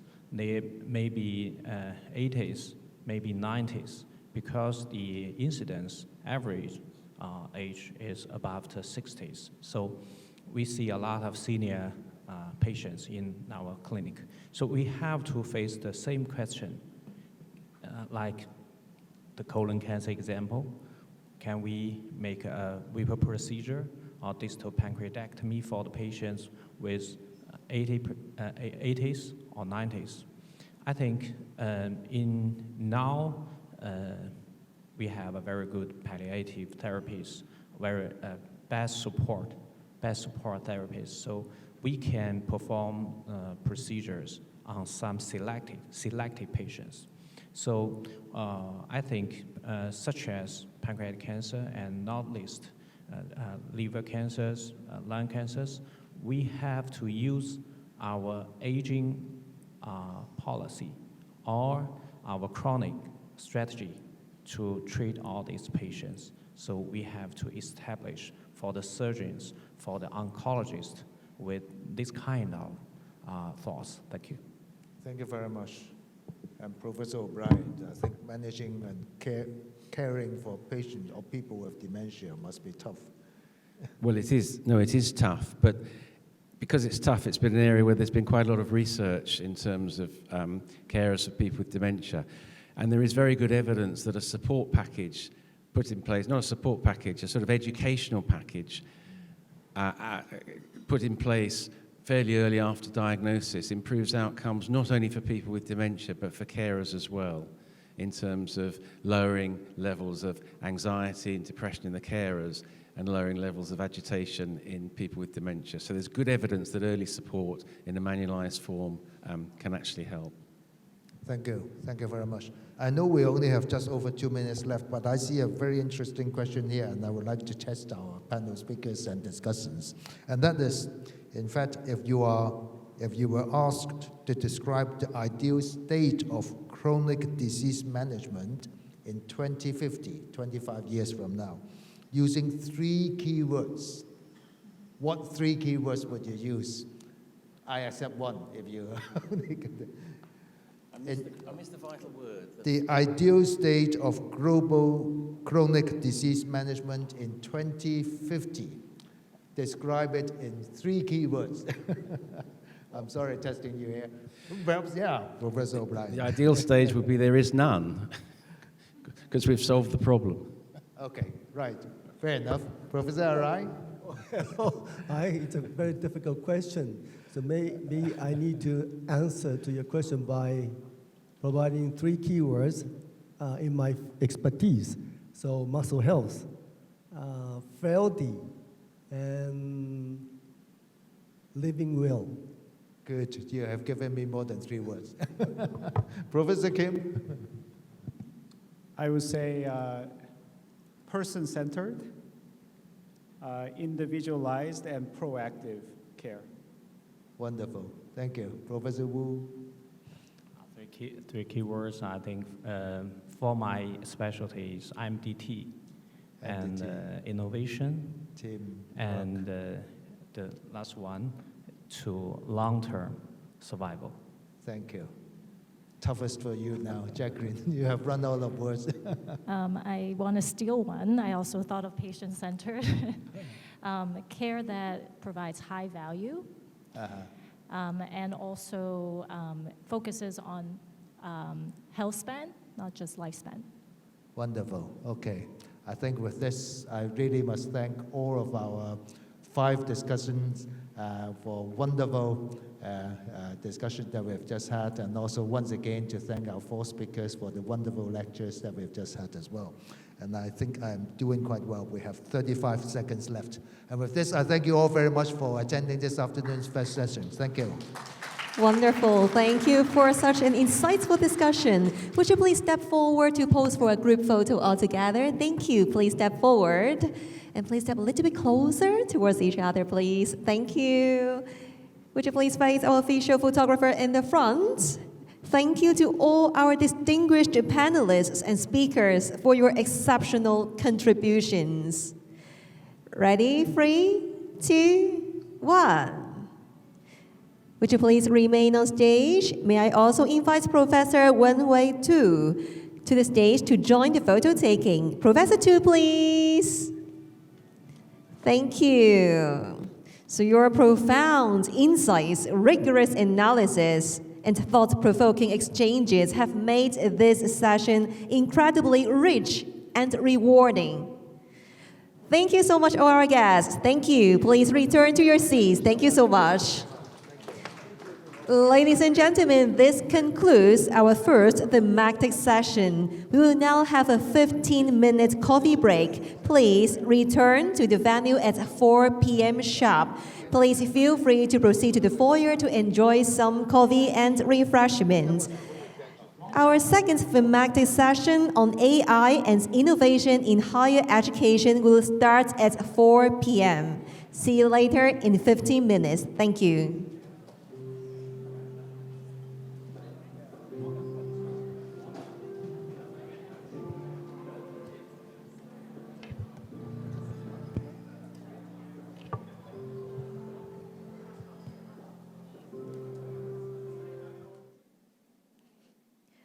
Welcome back, everyone. We'll now start our second thematic session titled AI and Innovation in Higher Education. This entire session is co-chaired by 2 distinguished academic leaders, Professor Peng Gong, Vice President and Pro-Vice Chancellor, Academic Development of the University of Hong Kong, and Professor Yi Ke-Guo, Provost of the Hong Kong University of Science and Technology and Director of the Hong Kong Generative AI Research and Development Center. Please join me in welcoming Professor Peng Gong to the stage.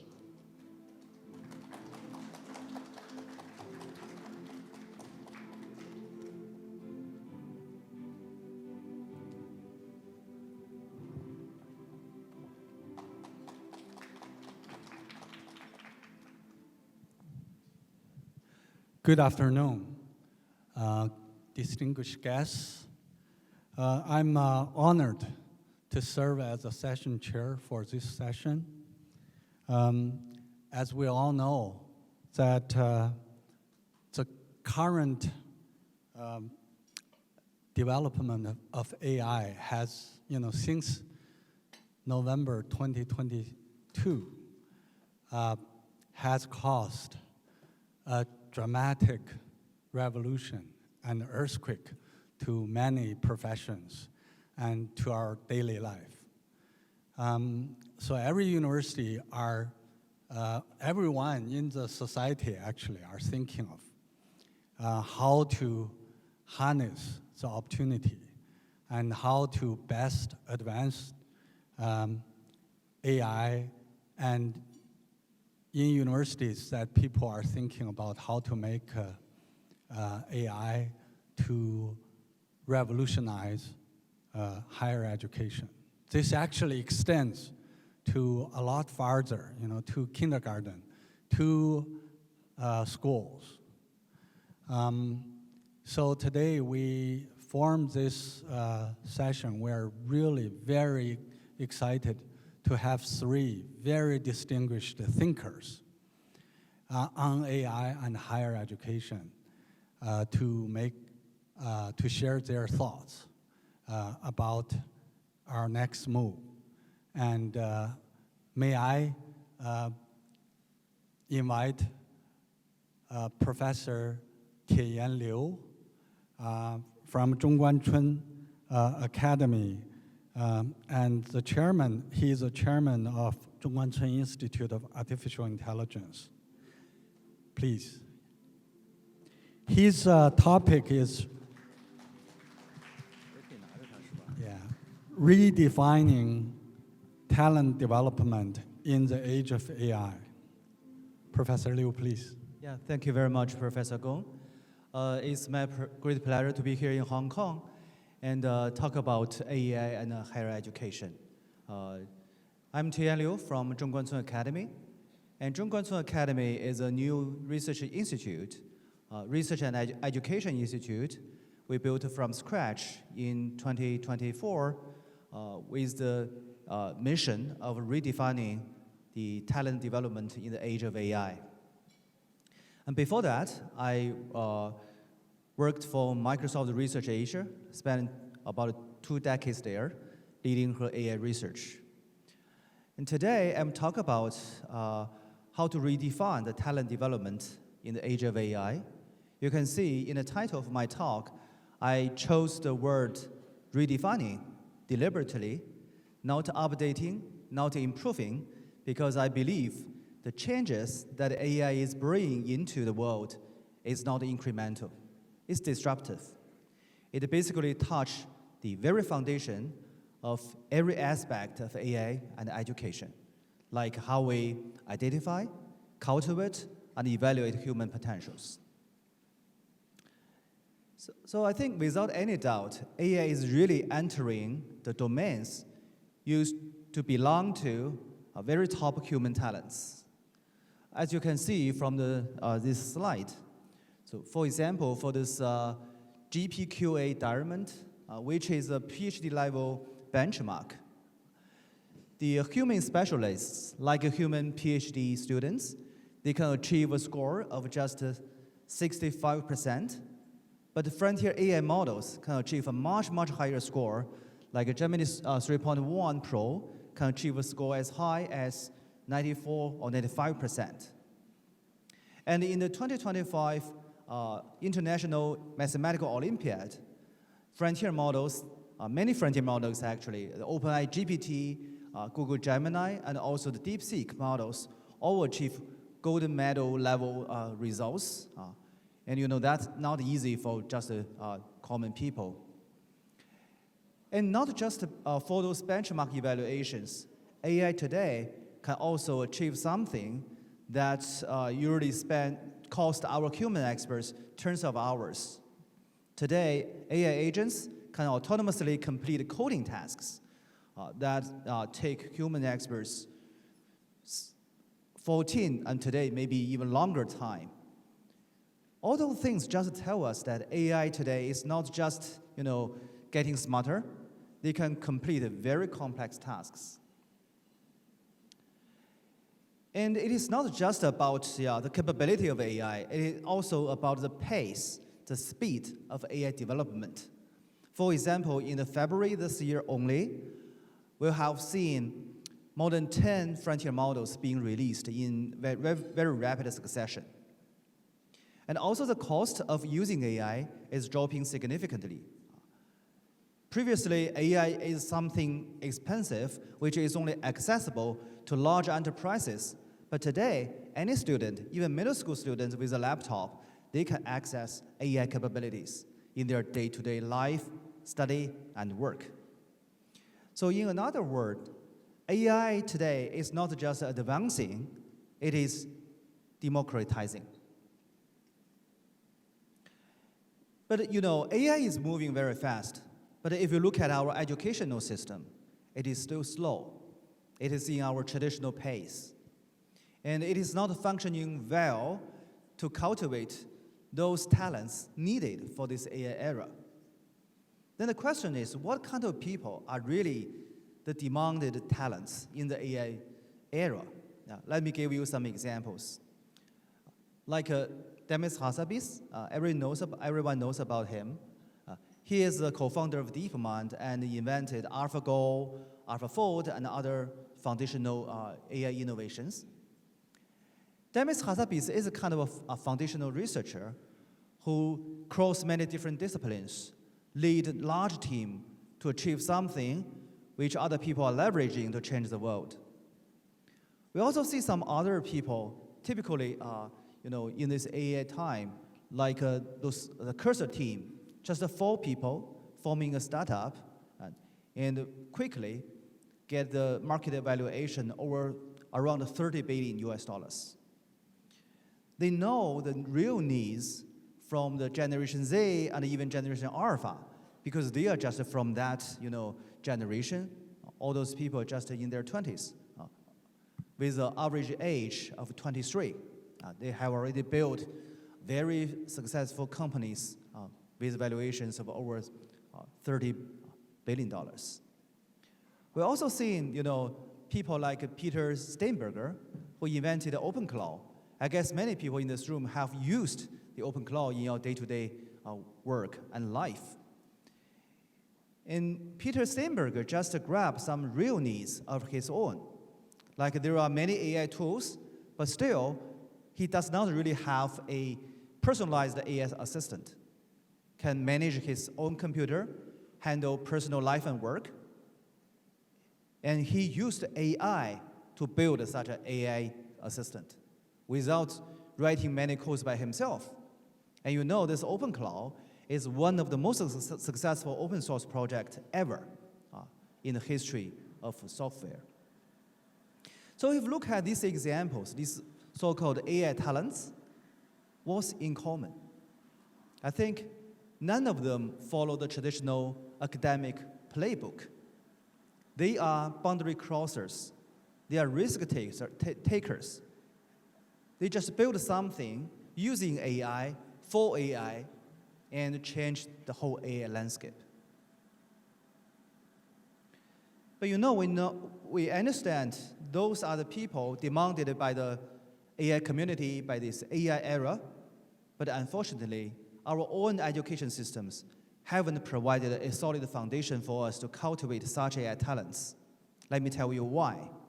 So if you look at our current education system, in many of our courses and training programs, we emphasize memory, pattern matching, precision, and consistency.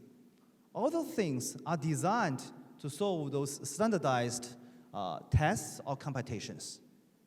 However, all those capabilities are exactly where AI can outperform human very easily.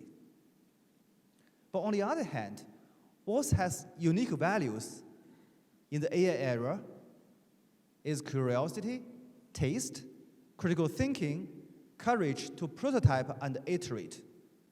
But if you look at our own, traditional education system, we haven't emphasized those aspects sufficiently. Give those students training programs or environments to grow their curiosity and critical thinking.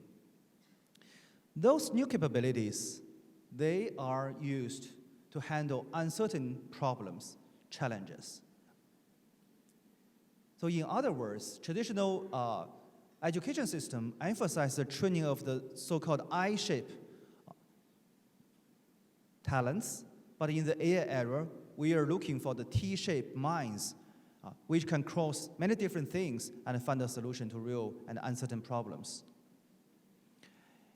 And if you compare these two columns, the traditional education system basically will grow those people who can easily handle or solve predefined problem of yesterday. But in the AI era, we are looking for new talents who can define open problems of tomorrow. So I think that's the big gap. So with that in mind, if you look at what's missing in today's traditional education system, we can see at least 3 aspects. The first one is the curriculum. In a standard university, we usually update the curriculum every 3 to 5 years. But on the other hand, we all know AI is progressing much faster than that. in every 3 months or half a year, there will be a big change in AI.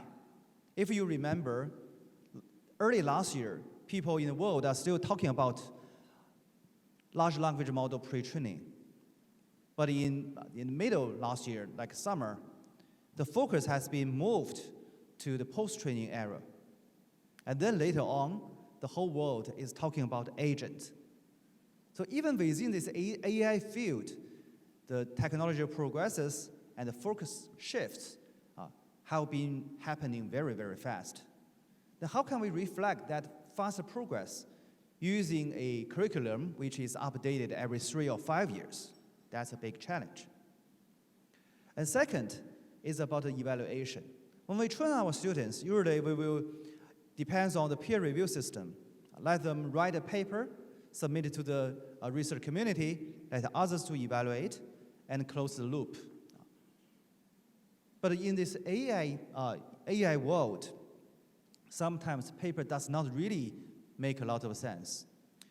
Let me tell you one interesting research project in my Zhongguancun Academy, which is called AutoSOTA.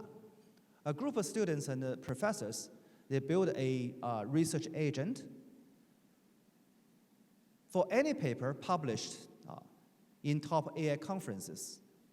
After a week, this research agent will re-implement that paper and do some self-improvement, will beat the algorithm published in that paper by 10%.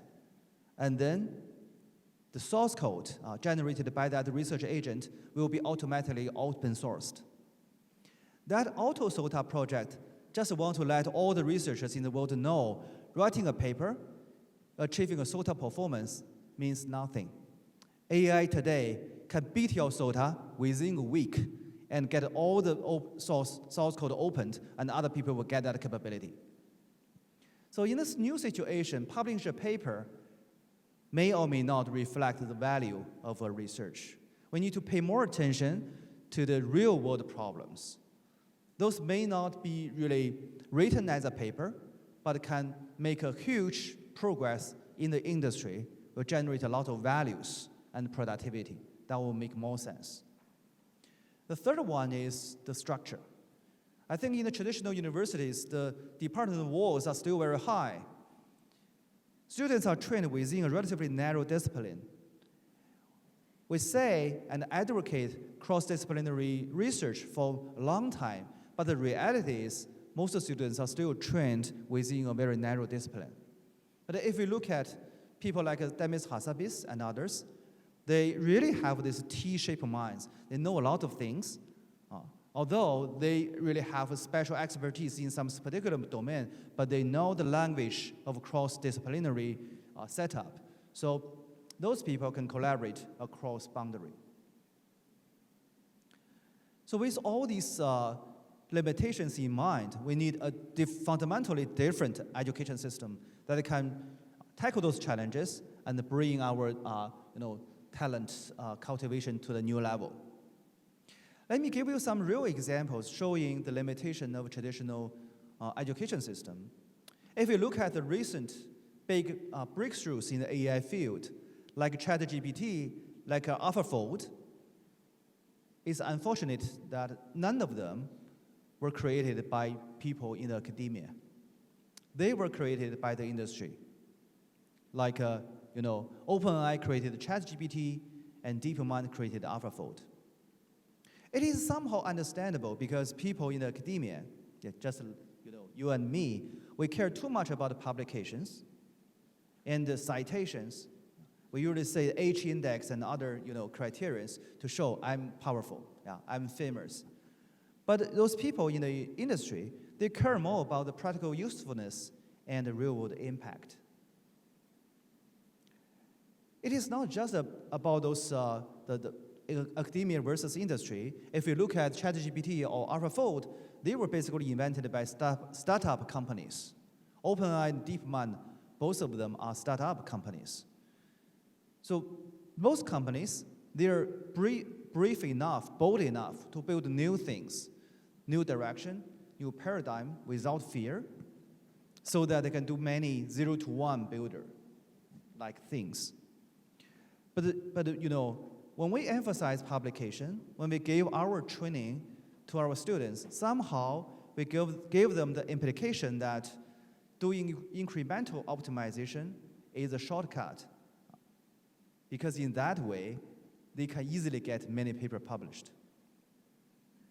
And if they are trained in that way, the best case is that they will become very good executors, but it will be very difficult for them to really invent something from 0 to 1 to become those really breakthrough innovators. So all these things really ask for some big changes in the education. And then, although no one knows, what is the perfect education system, but in the past 1.5 years at the Zhongguancun Academy, we are doing some bold and somehow aggressive experiments. We have 3 missions in our academy. One is cultivating next generation AI leaders. The second one is doing disruptive AI research. And the third one is empowering AI revolution of the industry. So Zhongguancun Academy is something quite special. It is not just a university, not just a lab, and not just an incubator. It is something like all-in-one. So it is an integrated platform that connects talent development, frontier research, and industrial transformation. So the first question we ask ourselves is, what kind of students should we select to further train to be the next generation AI leaders? Different from traditional universities where paper test, coding test, or interviews are the major approaches, we are looking for new signals. We emphasize open source contributions, entrepreneurial experiences, interdisciplinary skills, and also problem identification skills. So in a formal admission camp, every student needs to go through 2 very interesting and special activities. One is what we call open challenge, and the other one is called a hackathon. In a 12-hour open challenge, the students are given 4 very difficult industry-level problems to solve. For example, they are asked to design a new algorithm which will output a molecule, the drug molecule, which can bind to a specific target protein and will not bind to some another set of proteins. So those are real problems. And to solve that, the students need to understand the whole drug design pipeline, need to understand how a protein is represented, and how a protein will fall into its 3D structure, and how interatomic binding means, and how to calculate and optimize that. Many students don't have any knowledge about that, but the good news is that they are given a laptop which is connected to the internet and also linked to a GPU cluster. So the students can learn all the knowledge and find open source code, use AI models to help them, and run some codes, and program on these GPU clusters. But they need to finish all of this, the learning, the practicing, the iteration within 12 hours. And the AI hackathon is another thing. So they need to finish a startup process within 12 hours. From forming a team, to find an idea, to using AI to prototype, to write the business proposal, to do this pitch presentation, and everything within 12 hours. So all these tests just want to see how the students respond when the problem is unfamiliar, when the clock is ticking, and when failure is an option. We will identify those students who have the skills and capabilities to handle uncertainty. Instead of saying they know everything, they can get a 100 score for a predefined question. And after finding the right students, the next question is how to design the training curriculum to ensure that those students can grow as we expected. We believe the very timely knowledge update is essential for AI students. So we ask our professors to ensure one thing happen. After 3 to 6 months of any major AI breakthrough, the corresponding knowledge will be, absorbed into our curriculum by means of the so-called mini courses. Also, we believe students must learn from doing things rather than just reading papers, reading books. So we adopt project-based training. We provide hundreds of different projects to the students, most of them with strong industry background. We also allow students to propose projects by their own, even without any professor in their team, as long as the proposed topic is really interesting and they can pass the evaluation of our committee. And the third one is that, different from some universities where the use of AI tools is forbidden for doing homework and examination, in Zhongguancun Academy, we encourage our students to use AI in every possibility to realize their potential, amplify their value. Because we believe in the future, after their graduation, when they go to the real world, no one will disallow them to use AI. And the capability of leveraging AI is essential for them to get a good performance and potential in this new world. We also emphasize the empowerment of industry a lot.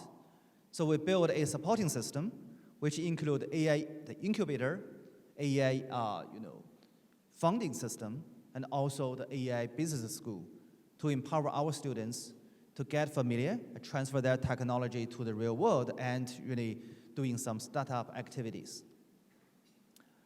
We regularly assess the commercial value of every research project. If they are close to the market, we will push that further, provide them with some market-oriented support at the proof of concept stage. Furthermore, we made a bold decision that, for the criterion for them to graduate, running a startup with reasonable funding and revenue can also be counted as one achievement, similar to publish a very top-tier conference paper or journal paper. So with all these new things, those new experiments, although Zhongguancun Academy has only 1.5 year history, we have achieved something really interesting. First of all, although we do not emphasize papers at all, those students still published a lot. Within the past year, they published over 150 papers, mostly at very top conferences and journals, including 7 in Nature and Science. They also won a lot of Best Paper Awards and international competitions. And some of the research are really interesting. For example, they have made the world's largest DFT, density functional theory computational tool, which now can compute the energy and forces for a molecular system, the irregular molecular system with 100K atoms. That is impossible before this tool was invented. Traditional DFT tools can only compute systems with around 1,000 atoms. They have several other research results like that. There's one thing in common in all those research projects, is that the goal is not to publish a paper, but really to make this tool useful for real-world application. For example, the reason why they spend a lot of time enlarging the scalability of their DFT tool is because only with that scalability, we can really do some quantum chemistry calculation for real-world proteins. Otherwise, they can only do some small molecules, which has nothing to do with life science. The other thing is that our students do not only build papers, they also build companies. Within last year, there are around 10 startup companies incubated by Zhongguancun Academy, with 3 of them are quite outstanding. Collectively, they raised an investment of over 300 million RMBs, and with a post-investment valuation of around 2 billion RMBs. I think that's a lot for students because, those companies are just running by people in their 20s and within a year. There are also some very good product IP and tech transfer happening, like this Z212. It is a drug designed for tumor treatment, And it has very good performance in the PCC stage, much better than the very famous medicine you may know, the Keytruda for tumor treatment, much better than that one within this PCC period. Some big pharmaceutical companies have already been approaching us to buy that IP. So what's even more encouraging is that behind all those achievements, we actually see the growth of our students. When they came into our academy, they are just, a little bit better than traditional average students. But after this 1.5 years, they become more, brave. They have a lot of imagination, creativity, and they have this courage to tackle real problems. And they also demonstrate a strong leadership. They can, work with a group of people to achieve something that can never be done by them, any of them alone. So our experiments is still short. Zhongguancun Academy is a baby with just 1.5 years old. But we have already seen some very interesting things happening. We are learning, we are iterating, we are moving very fast. One thing we have seen is that the pace of AI has rewritten the rule, and the best way to prepare for an unpredictable future is not to really predict it, but to nurture people, our students, the young talents, who can adapt, create, and lead through whatever comes next. And I think this is why we built the Zhongguancun Academy. And we welcome every one of you to visit us in Beijing and to explore collaboration opportunities, because we believe the future of AI in education is not something that can be done by any single institution of its own, but something we need to and should do it together. Thank you very much. Thank you very much, Professor Liu. What a wonderful speech. Please be seated. Next, let us welcome Professor Dragan Gasavic, Distinguished Professor of Learning Analytics and Director of the Center for Learning Analytics at Monash University. He'll speak on From Hype to Evidence, Advancing Human Learning in the Age of Generative AI. Professor Gasavic. Thanks so much, Professor Gong. It's my honor to be here and to speak about some of the recent thinking about the implications of generative AI on human learning. So, previous speaker did an outstanding job in terms of the ways how we can reimagine our institutions and the ways how we can also graduate next generations of graduate students that are doing the work that is at the forefront of the impact. But I want to also go back to the journey of the people who don't necessarily have that kind of level of capacity, and at the same time also at different developmental ages. And think through the ways how we can also think the ways where some of the promises of AI are, at the same time, what are the implications of AI on human learning. I would actually say that one of the major aspirations when we are thinking about human capabilities and human learning is to develop human skills while benefiting from the power of AI. And this has multiple implications. One implication is obviously that we want to boost human capacities along the way. But the other one is also that we want to have humans and AI working together to solve very difficult and hard problems. I want to be looking today in this problem from the existing evidence. This is what is the aspiration and what we want to see as a desirable goal, but at the same time, I also want us to dive in to see where the current evidence is and what are the things that we need to be working on to potentially maximize some of these opportunities. I want to give you also two quick takeaways as well, because sometimes we academics like to ramble on, and I may lose the focus. So I want to basically say two important things.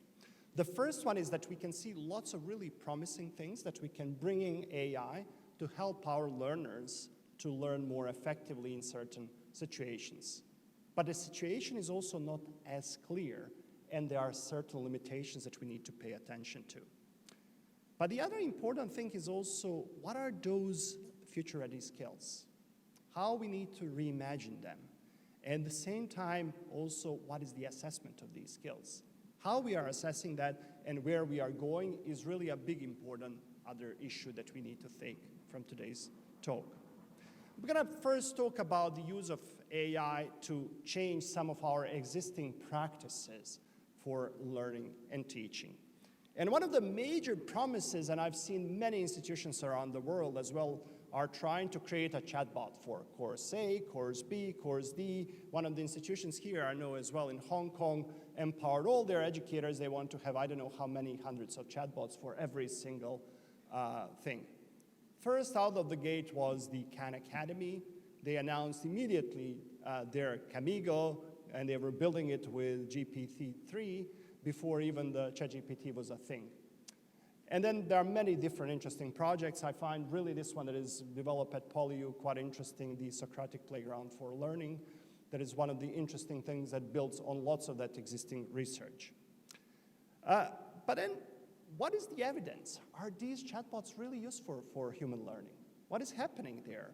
So there was a study done at Harvard in physics, and they found large effect sizes in students' learning gains.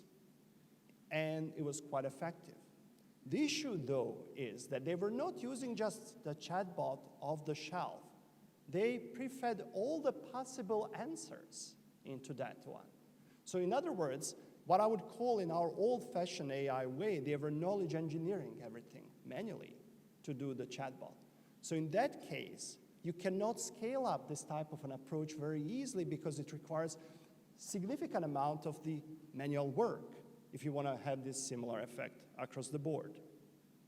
Kamigo, Khan Academy, the champion and poster child of the chatbots to be used, they just published the study in PNAS. And what they found is almost null effect on students' learning gains. They were significant. Well, of course, they would be significant because they had 200,000 participants, but the effects were smaller than 0.05. And obviously, the students were also not using them so much as well. They were using them on average about 5 to 10 minutes. Because students don't know what they don't know. And if they don't have the abilities how to use some of these chatbots effectively, they may not use them at all. So then you may ask, well, this is maybe not necessarily the only thing. And I would say yes. One of the major things that large language models are really good at is to provide certain information on a given prompt. You can also ask them to be providing the tutoring of the students. But what they don't know is where the student is. What is the level of the student's knowledge? What is the level of the velocity? What is the speed of their learning? What are those different types of attributes? That's what we call in the literature in AI and education learner models. And these learner models are really substantial. Without them, intelligent tutoring systems cannot adapt to the individual student's needs. There was a study last year as well published, which demonstrated that LLMs alone cannot adapt as well to the student needs as the conventional intelligent tutoring systems that have these learner models. In other words, they are capable to track what students know and what students don't. Obviously, there are other things where we can see potentially beyond just the tutoring, where we can actually instrument and build the technologies that are tracking what students know, how students are engaging into certain cognitive and metacognitive processes, social processes, affective. We can, based on the student's interaction with the system, clicks, mouse movements, obviously chat logs, make these inferences. And based on that, we can also provide simple nudges in the right moments in time, what students are doing and what they are not doing. We can say, hey, you are working on this particular lesson, but you didn't even check what are the expectations, what you need to do in this lesson. It's very commonsensical for most of the learners, especially the people in this room. But for an average learner, that's not necessarily the thing that they are doing always. So what we found is that in this way, we ran a randomized trial in 6 countries last year, we found that we can get much better learning strategies when we are using these type of approaches. And this is particularly significant, and when I start talking about students and AI teaming and the ways how students are interacting, because the improvements in the learning strategy is actually trying to encourage students to think more about their own thinking, about their own learning. In other words, what we use in a fancy way in the literature to be more metacognitive in many ways. So, what we are also seeing much more promise is this type of hybrid approach, where the educators and the AI are together trying to orchestrate the way how we are creating the students' opportunities. This really has a direct implication for our curriculum, for our professional development, for educators in higher education, so that these type of systems still have a fairly strong human control, while at the same time the students are benefiting from the AI support. That requires the clever designs of our courses in such a way that in the right points and the right places, we introduce some of these AI tools, while at the same time, we also then bring that back to the classroom and discuss the issues and the challenges. Another thing, and I'm going to be talking in the second part of my talk a bit more about that, give an example from the medical education, where I see the great amount of the opportunities is to use the multi-agent systems for creating simulation-based learning opportunities. You can think of these type of exercises in medical education, language learning, legal practice, any other opportunities where students need to interact with others, or where you want to create the opportunities for students to have something which is more an authentic environment in which certain activities need to happen, so that they can practice their skills before they also go out in the wild. And I'll also make an argument later, these type of opportunities and the environments are creating for us new setting in which we can also assess the students, not only on what they produced, but also how they produced and how they interact with others when they were producing something. While obviously generative AI technologies can produce some potential implications for our existing practices, to me these new challenges are something that we need to be grappling far more and thinking about what happens now with the human skills and the human capabilities. And that big question is really that we need to reimagine skills and knowledge people need to have. So how we approach with that type of a problem? Well, some people are talking about hybrid intelligence. And hybrid intelligence can be defined in many different ways, but one of the fairly operational way is that we can define it as a synergy. And the synergy is that the human plus AI, through that interaction, can be more effective than human alone or AI alone. So in other words, the human AI team beats human alone or beats AI alone. Literature is also very clear. It's really difficult to achieve. There was this meta-analysis in Nature Human Behavior published 2024 that shows in less than 25% of the cases we can do this level of synergy.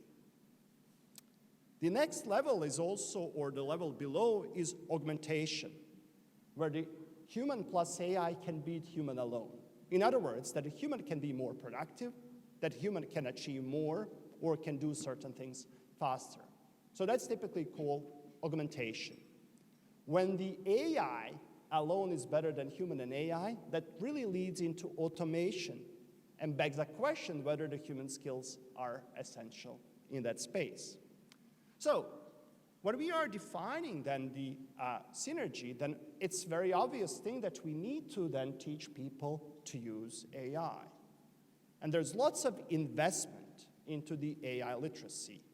How we are prompting AI, how we are also asking students to understand what is the beneath of it, what are the moral and ethical implications of the use of AI, and many other things. And I would say that's really necessary, and that effort is really beneficial. But I would also say it's not sufficient. Because the issue when people are using AI and interacting with AI, they can perform better in certain types of tasks. But the performance doesn't mean that they are learning. They are potentially just inflating what they are actually able to produce with this type of technology.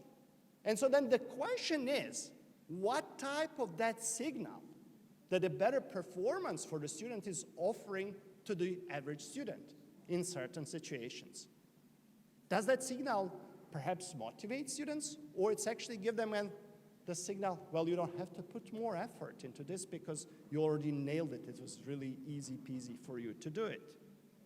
So to me, the major challenge here is that the generative AI and the AI technologies are, in the educational terms, decoupling learning from performance. Conventionally, when we were basically expecting students to perform, they had to have certain level of knowledge. They had to have a level of ability that they can perform particular types of skills.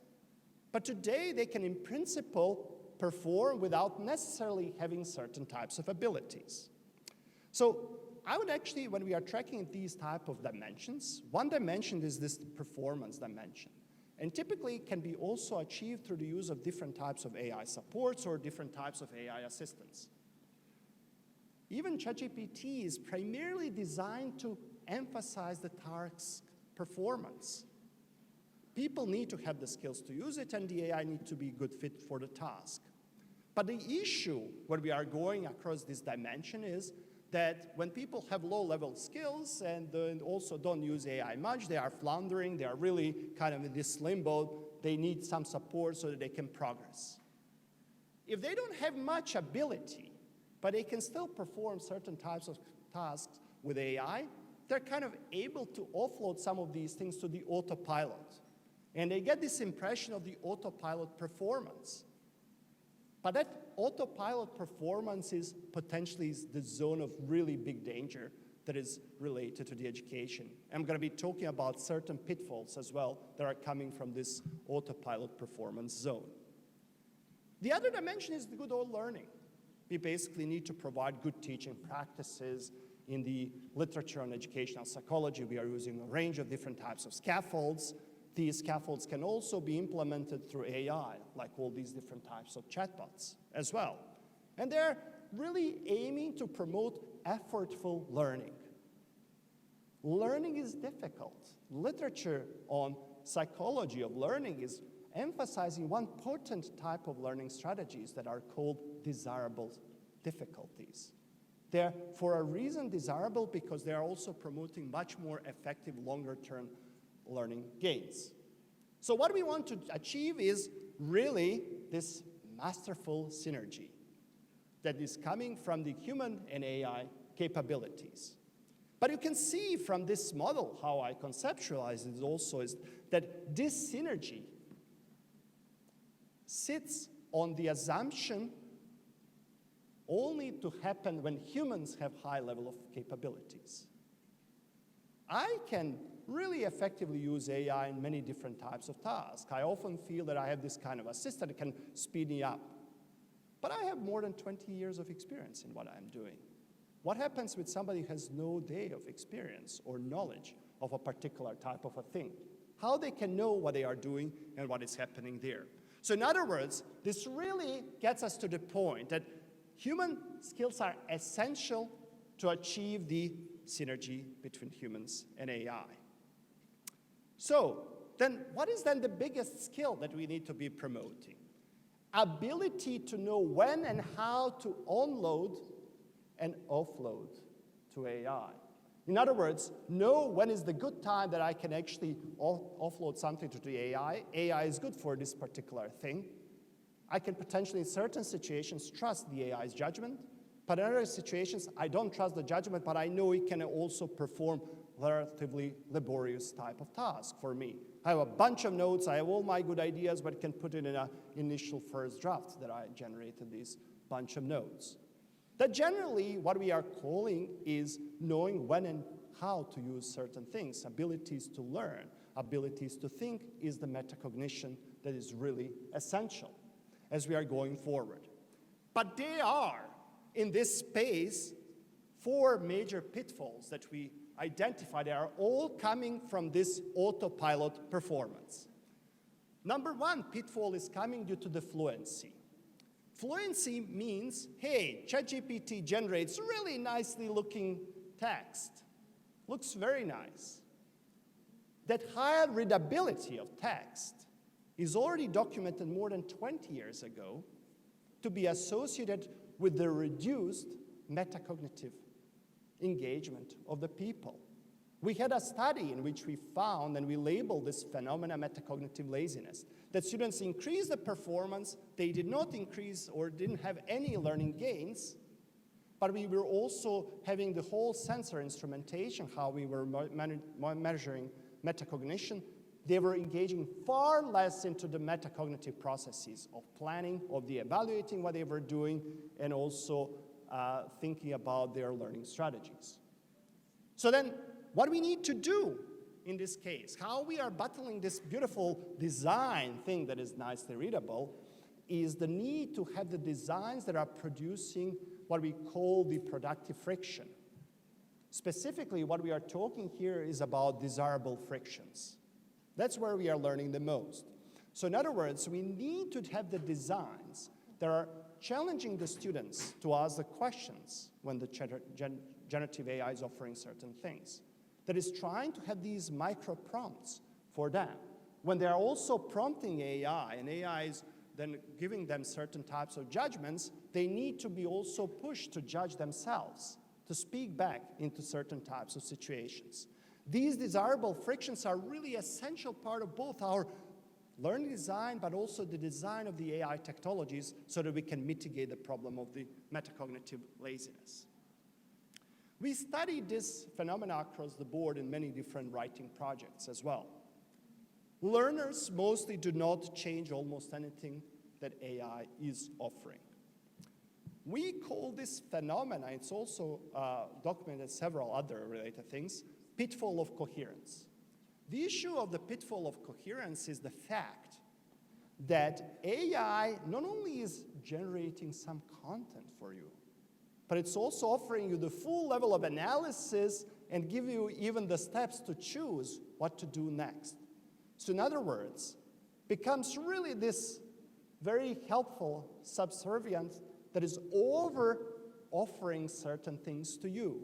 That whole experience looks very coherent for the learner, but also is reducing the space of the options that the learners are potentially considering when they are doing certain types of things. So what we need to do is in design of our tools and potentially the also technologies that we are creating, but also design of the courses that we are building, is to have much more balanced aid. The aid for the students that is not over-prescribing and over-analyzing everything, in a similar way that over-scaffolding the students can also create them over-dependent on the teachers. We also need to have just the right amount of the information for the students to potentially complete a certain types of task, but without creating this coherence and reducing the potential choice space that they may decide to have. The third pitfall that we documented so far in the literature is we call it the pitfall of pandering, which is really, if you put it, slightly scary. It goes beyond the education. It talks about certain things that AI can offer.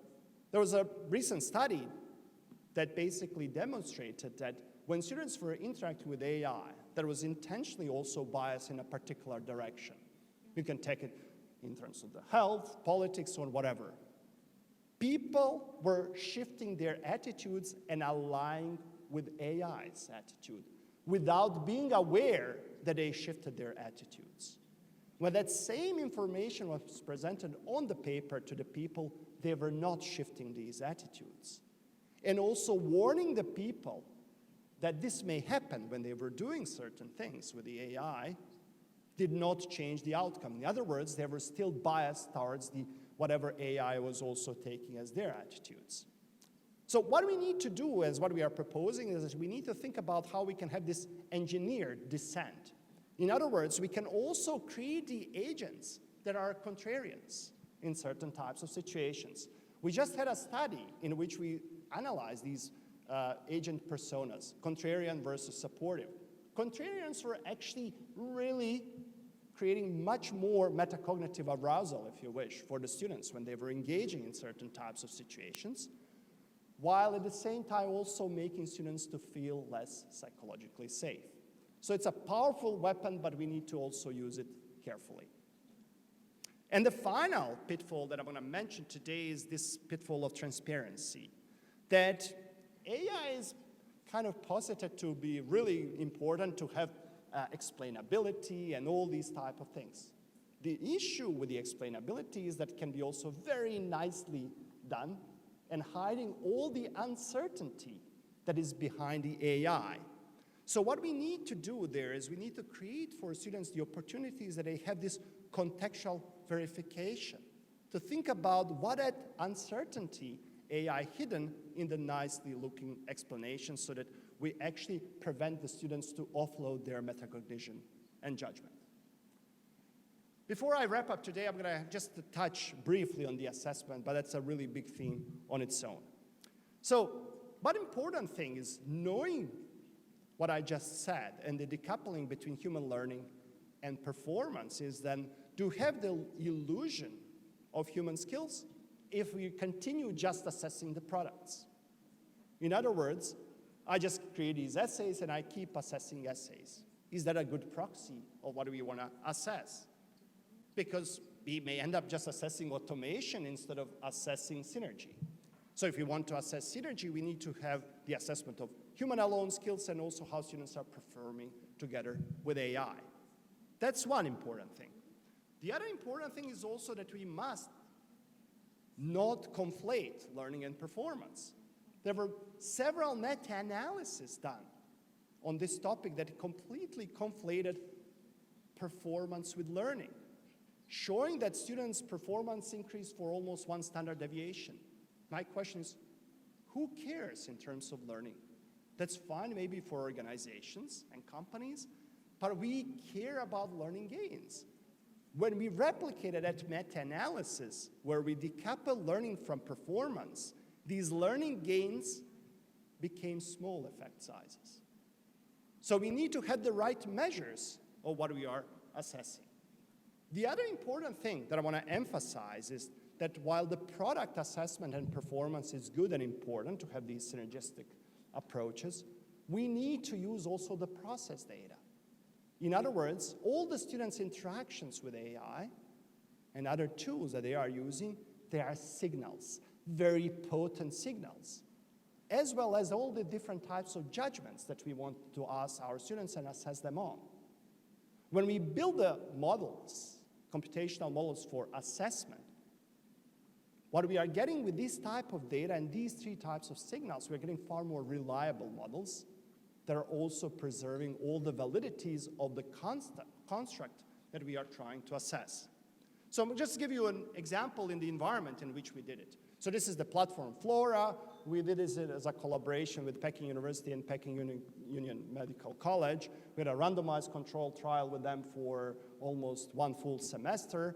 And what we basically were asking students to practice their clinical reasoning skills and history taking, and they were basically working with the virtual standard patients.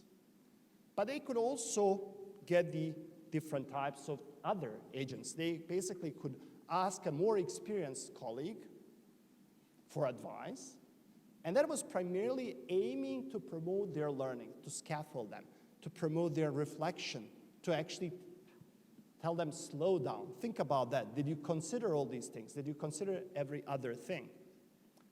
And then at the same time, we allow them to use just the naked ChatGPT, just embedded into our platform so that they can actually also use it as a helper to help them solve the problems. So we then randomized students. Some of them, they had just the scaffold at the beginning. Others had only AI all the time. Some of them got, after some time, the use of AI in the scaffold at a time, and so on. What we found is that the learners who were having initially only scaffold, doing things by themselves, far outperformed the learners who were only using AI from the start. Especially this was really interesting when these students were then using only the task as well with AI alone. They already had the skills how to do it themselves. And even more interestingly, they have far more superior skills when they were asked to diagnose the patients without AI, any support one is that removed. So those are really important lessons for us as well in terms of the timing when we are trying to introduce some of the use of AI.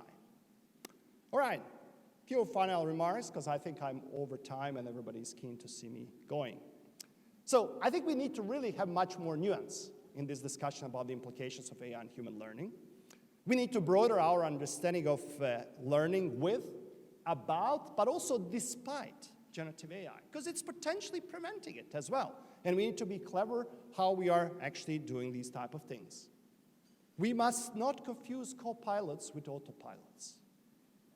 We are creating co-pilots for the learners or professionals, but they think it's an autopilot that's going to do all the work for me. I need to know when and how I can offload that to the co-pilot. And the final thing is also that we need to really have the assessment that center human learning and productive interaction with AI. In other words, what we want to assess the human abilities and also abilities of the humans to have a productive synergy with AI, ideally by using process data, not just the performance, what we are doing traditionally. And on that very note, thanks so much for the attention and look forward for the further conversations. Thank you so much, Professor Dragan Gasavic. So the two talks, I'm so excited. The first one is very large framework on AI and society and learning and training. And the second talk is more focused on learning and, the new pedagogies and, toward human performance and the harnessing of the AI capabilities. So great talks, the first two. And now let's invite Professor Shing-Tung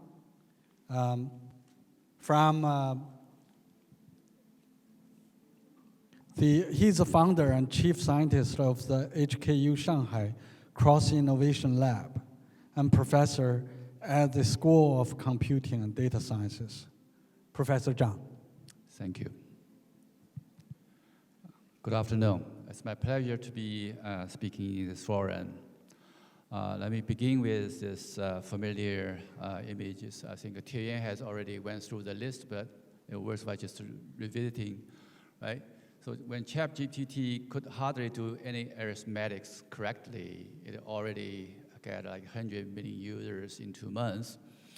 And barely a year and a half ago, we are witnessing another performance jump, which is a reasoning model, which is a GPT-01. And in Spring Festival last year, DeepSeek came out with a 10x price cost performance improvement that redefines the economic of the large language model. And during the whole year, last year, it's mostly about vibe coding, meaning that you just code without actually writing any code. Now, everybody knows about the open cloud movement these days, and the rumors that they have their own church, their own religion, and so on and so forth, right? Now we are really witnessing AI, building AI. So it's not becoming, it's just here already. So the key thing that I think many people in this room will share, is that this time feels different, right? All previous revolution has two phases, 0 to 1, which is invention, and then 1 to 100, the deployment. It takes years. But this time feels like 0 to 100, right? It's not because the ones are not there, it's just because they're skipped over very, very fast, right? So the tsunami, of course, is very destructive. But on the other hand, I think there also brings us new opportunities. So I'm somewhat optimistic, but to be optimistic, I have to be somewhat critical about the existing time frame, the pipeline. Okay. So this pipeline, starting from K-12 and college and universities and the graduate programs, it seems permanent, right?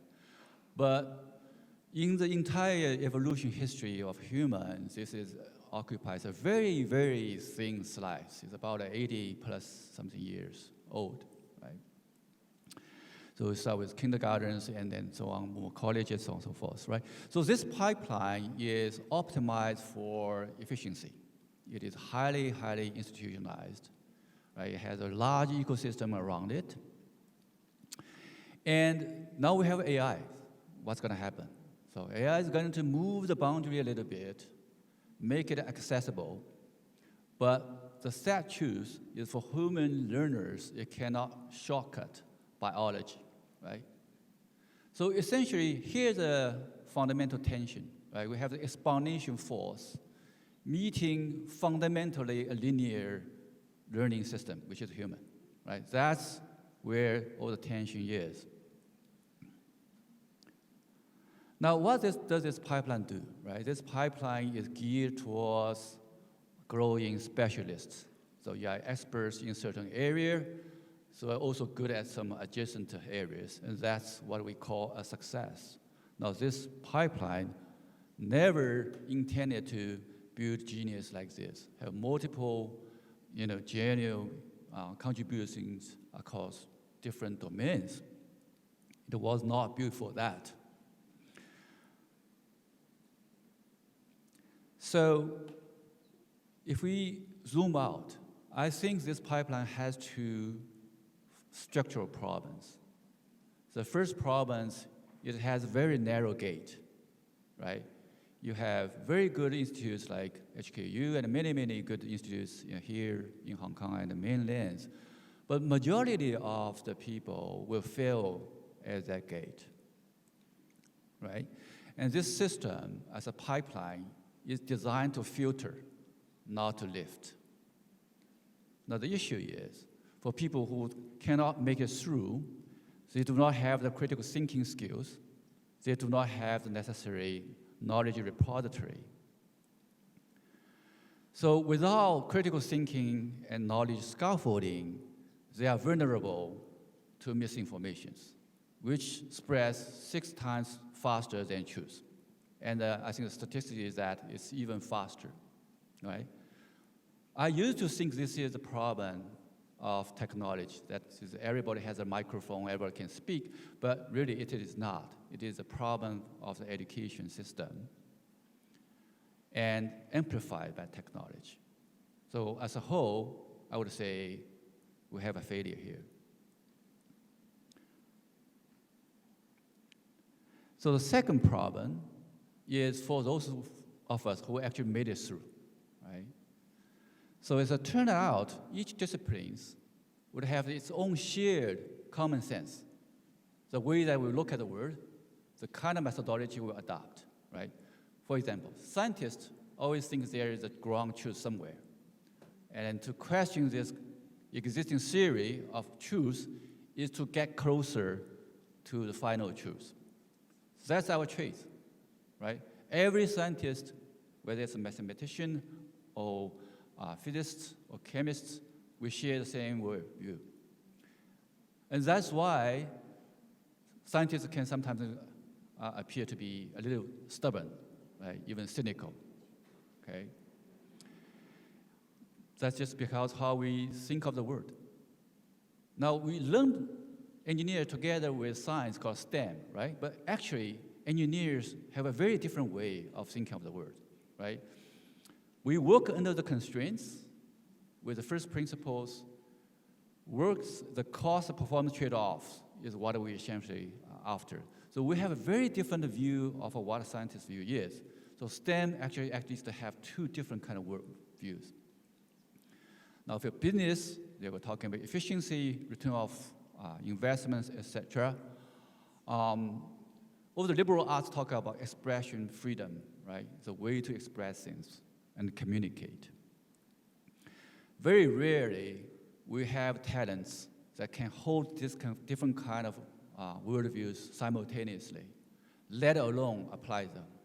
Now, that is not what the future leaders need, right? So Tian talk about leaders for the AI, etc., but I'm talking the future leader of the society. For that, you need really to have equip different kind of lens to look at the world, look at the problems, and know when to switch, right? This pipeline does not grow such talents. Now, I have been working in the computer science field for quite some time. I studied as a computer architecture, systems, operating system, data science, and later on machine learning. So I wear a few different lenses. But predominantly, my own lens is the one of architecture. So I come with my own bias. And the way that I look at higher education is like a building, right? So you think of the university as a huge building, so you have different floors, different rooms, etc. Every room, you can think of this as like an apartment room, is a course where you have those functions that you do the content delivery, do the assessment, do the projects, and so on and so forth, right? Now, so if we think of innovations, we think of how do we innovate holistically. Think of it in terms of the unit of course. You have content delivery, you have assessment, projects, so on and so forth. Now, we can, repaint the wall, right? Hang some new curtains, but in the era of AI, what we really need is principled renovations. We need to knock out some windows to let the new lights in. And we have to deal with this in a principled way. And when I come to HKU, when I talk to many faculties, was very inspired because many of them are very keen on innovating. So this is like in this room, you try to throw out some old furniture and build some new ones, right? But many of the innovations today stop as an experiment. The grants run out, and that's done, right? You write a paper, that's it. They do not become the asset that sticks and scales. Now, the building metaphor does not work unless you think of who travels inside it, right? So the students go through courses, they leave footprints, they go from course to course, floor to floor, right? What's really happening here? If you take away all this, outside buildings and so on, what's happening in the university is the embodiment of knowledge, right? So the university task is to grow that knowledge, and with the students within this building to accumulate these knowledges. So you can think of them walking from one knowledge point to another. Maybe the size of the node is the time they spent on mastering certain knowledge. Maybe the colors represent them as how well they are doing that, right? Now, this is what's really happening in the system, but it's not really being taken by any professors, because any professor is just taking care of one course. And students just lost. They may not remember what they have mastered already, right? So that was the thing that Professor Dragon earlier talking about. If you do not know where the student is, how do you even teach, right? So this trajectory, what I call the portfolio, should connect across courses, across years, across faculties, and it just grows along with the students. You let students know where you are in terms of your knowledge boundary and the direction you can go to next. So this is beneath the GPA. GPA is a very condensed index that tells you only how you do, relatively speaking, to the cohort and the courses, right? It is recall performance under pressure. But really what is happening is what you learn about these knowledges that really, really matters. This is not around these days. So how do we make this transformation happen? We have to think of some new ways. For instance, out-of-box thinking. So out-of-box thinking, you think traditionally, this is what's happening because the goodies is outside the box. But with AI, what is really happening is you're looking at the box in the wrong way, right? So you have this AI coming in, so it's shaking things up. So let me just use one example to explain how this can principally become a dimensional shifting force. For instance, how do we teach a course? Okay, is AI better or teacher better? So in the traditional classroom, you have teachers with 100 students and so on and so forth. There are things that the human teachers will not be replaceable. Okay? A good professors will not only know the names of the students, they walk the classroom, they look at students in the eyes, they read the vibes, they slow down or accelerate, right? And for many of us, we can always recall some of the great teachers that affect our trajectory, right? They become the role models beyond the content. This is never gonna be replaceable by AI. And for students, one of the incentives in the classroom is to be witnessed, right? You raise the hand, you may ask a very smart answer, you crack a joke. Those ambient presence is never gonna be replicable by AI. AI, on the other hand, has something that human teachers cannot match, right? It has infinity patience. It never judges you, no judgmental. It can adapt to your priors, given that your prior is known to the AI. It meets you where you are, not where the syllabus assumes you are. Can adapt to the personal taste. Your life story, your preference of music, any of those, your previous performance at the different classes become informative to have the AI to leverage to teach you. This is never possible with human teachers. So you think that is all there is, but no, there's a secondary effect. So in the traditional classroom, we talk about one of the incentives is to be top student, to raise hands, to be active, and so on and so forth. But the problem is, when you're being witnessed, the other people, the other students just shy away, right? We all have this experience. There's always a few, young lads raise hands, wants to impress some pretty girls in another corner of the classroom, and so on and so forth. And the rest of us just, we do not want to appear stupid, right? So they just stop asking questions. That happens in any classroom where there's a shared presence. That's just the constraint that physical classroom has.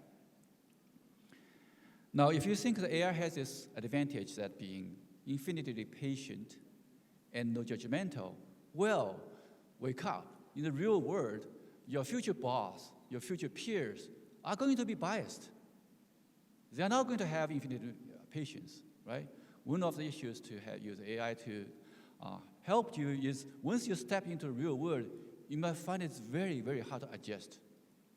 So my point is, just look at this small problem of how do we deliver content. The answer is not binary. It's not about who wins. The real answer is how do we combine them adaptively such that we can get the best of them, right? So AI transformation is not just to let the AI to deliver the contents, or on the other extreme is that just have an AI tutor and a professor deliver it just the way that we do today. It's much more subtle and nuanced than that, and we need to do experiments to do that. So in HKU, I'm working on a project called ARC Junior. I like the name because the tsunami is coming, so we need an ARC to get out of the mess. And Junior means that it's an experiment, but also means it is for the students. I'm not going to talk about too much detail into that. I'm just going to run through the list. Now, for instance, for content delivery, we talked about how do we combine the AI teaching and with human teaching, right? How do we free the human teachers from the mundane, repetitive teaching, but switch their role into a coaching, facilitators, project leading kind of roles? That requires both building the tools, but also requires the teacher to adapt to different roles. Now we should get rid of just dry PPTs. There's many, many new technology available that you can use dynamic HTML widgets and on-demand videos, and you can update your curriculum on the go, right? So how do we author the teaching material becomes the issue. I think assessment is extremely important. I think everybody talk about it. We heard of Tian talk about his assessment is getting your company, right? So that is pretty extreme, but I'm very excited about that too, right? So it's not an assessment only after class projects, problem sets also, but during the course of delivery, we can embed assessment. We could do more than just multiple choices. We could have Socratic kind of dialogues and challenge the AI back and forth. And finally, I think the most important thing is to have a memory street, we call the student portfolio, that connects the dots so that you can be personalized learning and also know where to go next. Now, this is only part of the problem. I think the issue here is dealing with how do we teach, how do we learn is only one aspect. The other aspect is about what to teach and what to learn. I think across different disciplines and faculties, there are different gains and losses. Some of the domains, like dentistry, I think it's a net gain. But some of the domains like computer science and data science, actually we will have a lot more to think about how to change and what to learn and what to teach. So there is a saying that the only constant is change, but I think there is more to that. I think some of those points echo the several previous speakers' point. The first skill, I think, is to ask the right questions, because the qualities of the answer is a function of the quality of the questions. If you ask a stupid question, you're going to have stupid answers no matter what, right? And the answer asking the right question is hard, as Dragon was saying. You have many years of experience, therefore you actually can ask the right questions. Now, ask the right question, ask a question requires you to know that you do not know something, right? So this is very tricky to train. And knowing what to ask requires knowing what you do not know. So that's a tricky part. The second thing is to spot the problems and push back with style. Right? So the errors does not come announce itself. I'm giving you a wrong answer. I'm not saying, by the way, I'm giving you a wrong answer. So you have to be really engaged to see that the answer coming from the other side is wrong, right? And the other thing about that is disagreement is a skill. So a disagreement takes courage, and it's especially hard for Asian cultures. So in Silicon Valley, you might have heard there's glass ceiling for Chinese engineers. They reach maybe department managers, but they could not go to VP level and so on and so forth. I think there are many reasons for that. One of the reasons, culture-wise, is Asian people, they do not know how to disagree with style, right? They find it very hard to push back. And that is something that we also lack of. Finally, even when the answer is somewhat wrong, it's imperfect, you should get prepared to be inspired, because it sends you to look at some direction you were missing, right? So getting the wrong answers that inspires you is more valuable than getting the right answer just without even thinking, right? So one of the tricks I teach my junior staffs to do is very simple. So whenever you ask questions, before you hit the return key, stop. Think what your answer would be. Think hard, right? 5 seconds, 10 seconds, think about it. This is where you can voluntarily introduce friction. So now, when the answer comes back, you have the very interesting situation, right? There are some, maybe the answer confirms what you're thinking, which is great, because you spend time thinking about that. And there are answers that's unexpected, right? You disagree. Now, some of them, you think that genuinely you are right. Then you should push back. And some answers you didn't thought about, but the AI inspires you. Now you learn something. You have to manually choose how to use AI in the right way. Introduce frictions when you need to. Now, those skills If you watch any human-to-human intellectual conversation that is dynamic, is interesting, that's what's happening. They are challenging each other, they're asking right questions, they push back, they disagree, they get inspired. You can have two philosophers talking hours on end. If you watch, that's what they do. So these three fundamental skills is there, no matter you're working with a human or with AI.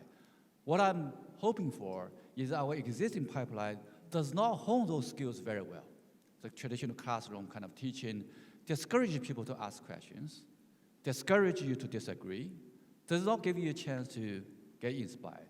And that's something that we could cure, I hope, with the AI transformation. Now, let me end with the 3 goals. These 3 goals, this slide is very old, actually, by the way. This is about at least a year and a half ago. I was giving talks elsewhere in China about my view of AI education.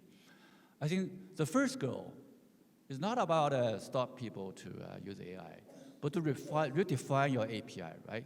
So if the AI is making learning something easier or faster, if it indeed does so, right?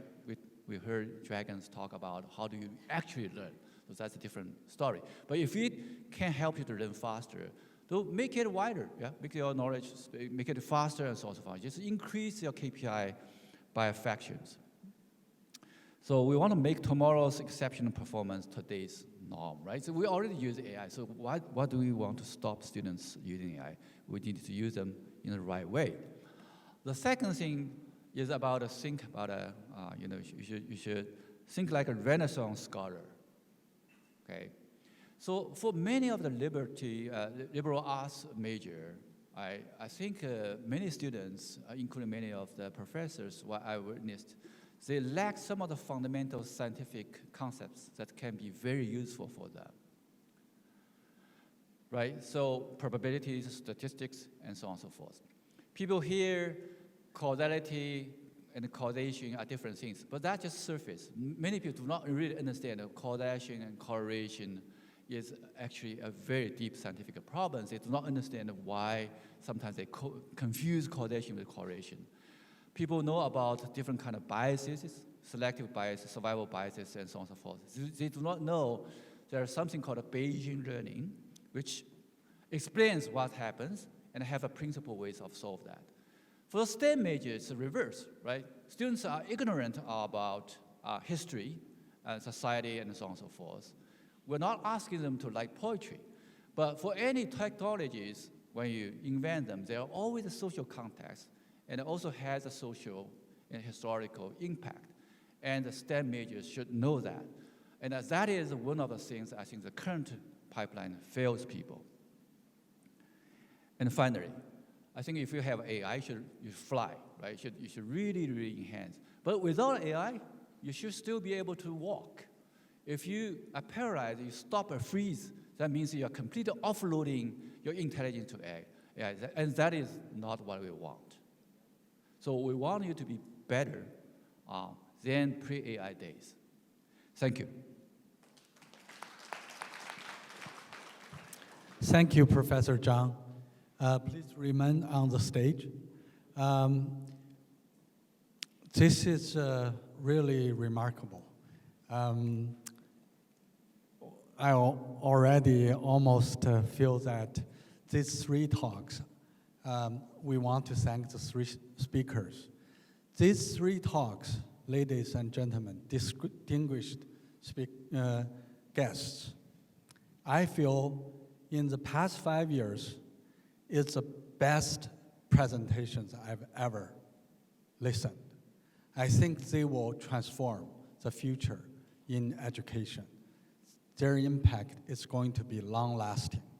So let's give them a big round of applause for everyone. Thank you. We will now move into the panel discussion of this session.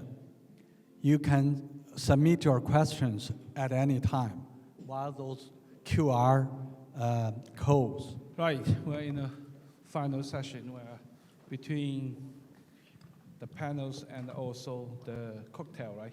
So we have to be efficient. Right. Good afternoon. And I'm Ika Go, and I'm an AI guy. So I was there to listen carefully about the three very remarkable presentations. I'm deeply impressed. So this session is a panel discussion. I think what we do is we'll have some questions from the audience. But before that, I would like to inspire some of the discussions based on your talk. We had a lot of I think in the last 3 years, we had a lot of this kind of discussion presentations on the AI for higher education. I think this is becoming the well-understood problems and a very hot subject. I would like to really ask, during the 3 years, what kind of progress we already made? And what kind of common consensus will already be built? For example, what the future teacher will be, and what kind of human capacity we need to maintain, and we need to further develop. We're never lost. So what do you guys think, the state of art? Tian, please. Okay, I think this is a great question and also a difficult question to answer. I guess the world is still moving very fast. We do not really have a kind of conclusion what is the consensus. But I just want to share some of my own perspectives. First of all, during my talk, I have shared with the audience that at the Zhongguancun Academy, we have been doing some really interesting experiments. I think in the past 3 years, although people are talking about AI plus higher education, but it is not easy for any organization to do such kind of aggressive experiments. I guess you have a lot of limitations, but Zhongguancun Academy is new, and we can build many things from scratch. So that's our advantage. And also talk about what kind of characteristics or capacities human need to stick to in order to maintain our advantage in the future. If I just have the chance to name one, I would like to say it is the capability of identifying and defining meaningful problems or meaningful questions.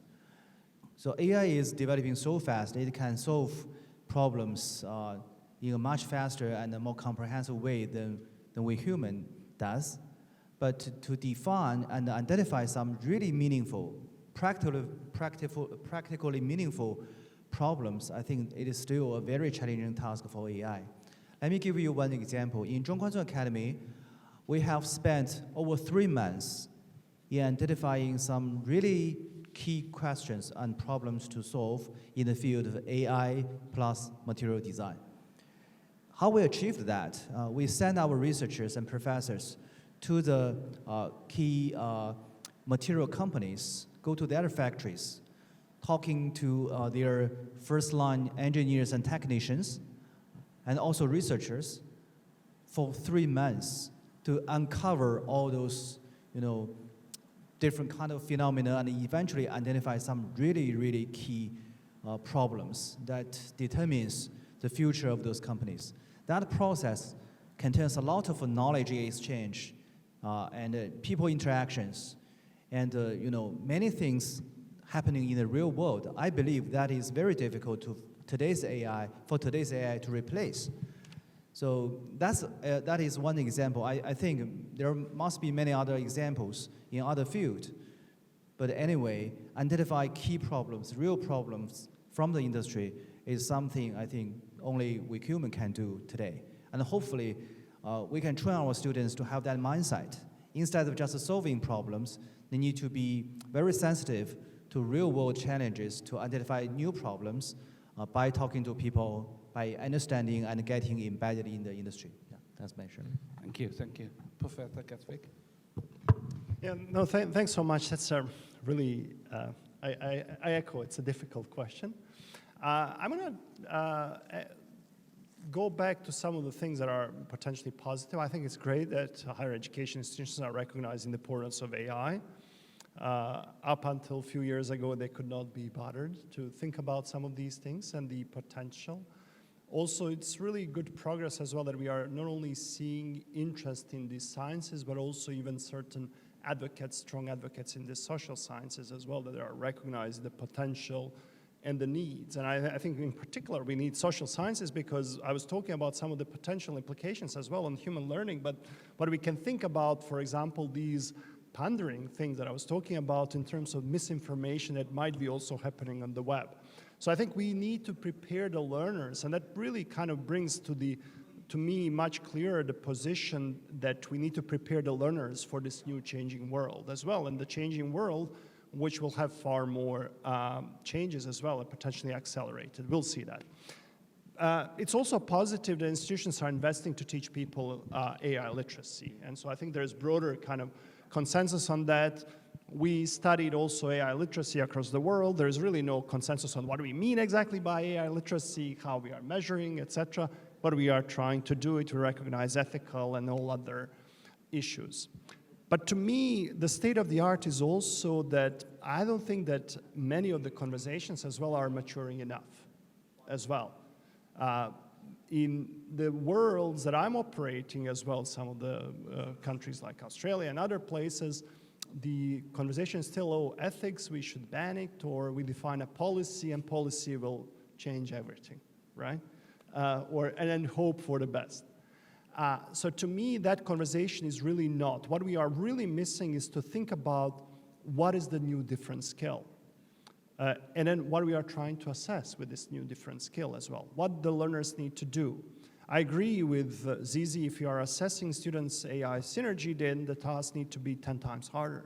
But if you are assessing just the students' abilities alone, then it's the student's ability alone. But one thing that we must not be mistaken with is the fact that our cognitive architecture, our brains didn't change just because of AI. We still need equal amount of time to learn certain things, right? So AI can offer many of these signals, but many of them are quite a distraction as well. And we need to be preparing also learners for that type of world. And I think that information also need to cut into the broader policy conversations as well, so we can create the more productive ways for the learners as well to engage. What we don't still understand entirely, or there are some pockets of the innovation in terms of the teaching capacities, what a teacher needs to do, etc., is the use of technology alone is not sufficient. The technology that is well embedded into the pedagogy, or technology that has a method behind it, how we are teaching the students, is the only way that we actually have something that is effective. So that's the thing that we, I think, are not conveying sufficiently, and that's not something that we have widespread great practices. The other final thing I want to basically say is in terms of the assessment as well. I think we are yet to figure out how we are going to do that, right? I think we are still pretty much driving blind and hoping for the rest. My view is that technology is a problem, and also technology is part of the solution as well, and we need to engage with that. I agree. That's very good comments. Professor Johnson, please. Yeah, so I just want to echo what Dragon was just said, right? So in my slide, I also talk about AI can blur the boundary, make knowledge accessible broadly, but it cannot shortcut biology. That's the sad truth, right? I hope we can rewire ourselves, but that's not the truth. In my talk, I may appear a bit optimistic because I was focusing on the existing pipelines problems that we can have an opportunity to tackle. But let me just talk a little bit about short-term pains, which I think I didn't mention in that talk. There are a couple of gaps that existing, we have to solve in a more immediate window. The first is curricula, right? Some of the degree programs are soon to be automated. What do we do with them, right? Some of the program skills yet need to be combined and merged. It's happened so fast we do not have time to adjust. So I talk about most about what to learn, but how to learn, how to teach, but what to learn and what to teach. We are just figuring it out right now, right? That is hard. The second thing is somewhat structural, right? If you think of professors, innovating classroom experience is not going to occupy much weight on their promotion ladder, right? So that's different from the trajectory. So that's just rationality, right? So the professors, teachers, in general, do not have the incentive to change how they teach. I speak as a professor myself. When I was in Shanghai, I teach one course. I hope to just teach that forever, right? Just small tweaks here and there, because research is priority. So that's structural. We have to adapt to that. We have to change that too. The second thing is, I do believe a lot of fundamental classes, the content delivery part, AI can do better, provided we harness it in the right way, right? We have to challenge the students and so on and so forth, not to have them have frictionless learning. But now what? The human teachers, what do they do? Maybe we should go back to Confucian time, to the Socratic time, become tutors, right? Facilitators. There's no training for them these days. They have to change their roles because they will play a very important role in the human learners as well, in addition to AI. I'm against to use AI just as the only solution to teach, for instance, right? Finally, assessment, right? So assessment is extremely difficult. The performance versus your own capabilities, that's different. Which part you're amplifying, which part is your true strengths. And also about, how do you frame the questions well? Can you integrate different domain knowledges, right? Get inspired by imperfections. Those things that we really, really care, right? So Tian talk about curiosity, but those are the manifest of curiosity is to ask good questions, is to push back, right? So if you do not have this skill built in, you have no way to surface your curiosity to begin with. Okay. Yeah, thank you. Yeah, I understand. This is a really a serious job, right? The education is lasting for the whole entire human civilization. Change it in some fundamental ways difficult. Now, my next question is, we all know we need to change, and we are now pushing the change, and you all devoted a lot of efforts to make this change happen. And two of them from Microsoft now. And are now working in the university and leading this kind of change. It's very impressive. But my next question is, who will drive it? University, government, you mentioned the policymakers, or maybe the society, parents, students, or international consortiums? Who will drive it? Who will coordinate it? What is the effective way? I would like to share some of the discussion with yours. Maybe Professor Johnson first. Yeah. Well, I'm all in, right? So I think before I retire, I think there are a couple of projects I wanted to do, but I think in terms of social impact, I think the education is the only problem I care, right? Because the pipeline goes in, goes out, and all this existing things going to have a lot of destruction. So I spend a lot of time there. But ultimately, given the existing system has this resistance, as the professor so on and so forth, we have to start actually doing experiments and let students voice. So if we do it well, right? Let's say take a class that you take X percentage of these lectures using AI to deliver in the right way, and use human to deliver. You can ask students what's their effect. If they still think that is better, or which things that they think that need to be improved, they will propagate and push people who are stubborn, like a dragon. They want to, I'm just joking, right? To push the reform, right? To push the reform, start from students. But we have to do the first leg, right? And study from the university too. University should not asking, we should not use AI or not, but it's the right question. How do we build better human learners because of AI? That is the question. It's the right question to ask. You begin by asking this question. Thank you. So it's a really interesting question. We in computer science departments always struggle with the university IT departments because of cybersecurity, all sorts of limitations and everything, and they kind of try to cut off our cool innovation, right, across the board, right? And so I would maybe look at here as just like wearing my computer scientist hat as well. Is some universities basically have a separate network for all sorts of things that the computer scientists are doing. And they can actually put these applications, and then if something goes wrong with the cybersecurity, they are just basically not really damaging anything outside of that network. It doesn't go into the university finances, doesn't go in everything else. So to me, one of the key things is in that space is how can university create that innovation space as well? So you can kind of fence off to say, hey, I have this small part, I'm actually innovating education parts. I'm actually experimenting with the credentialing, I'm experimenting with any types of things.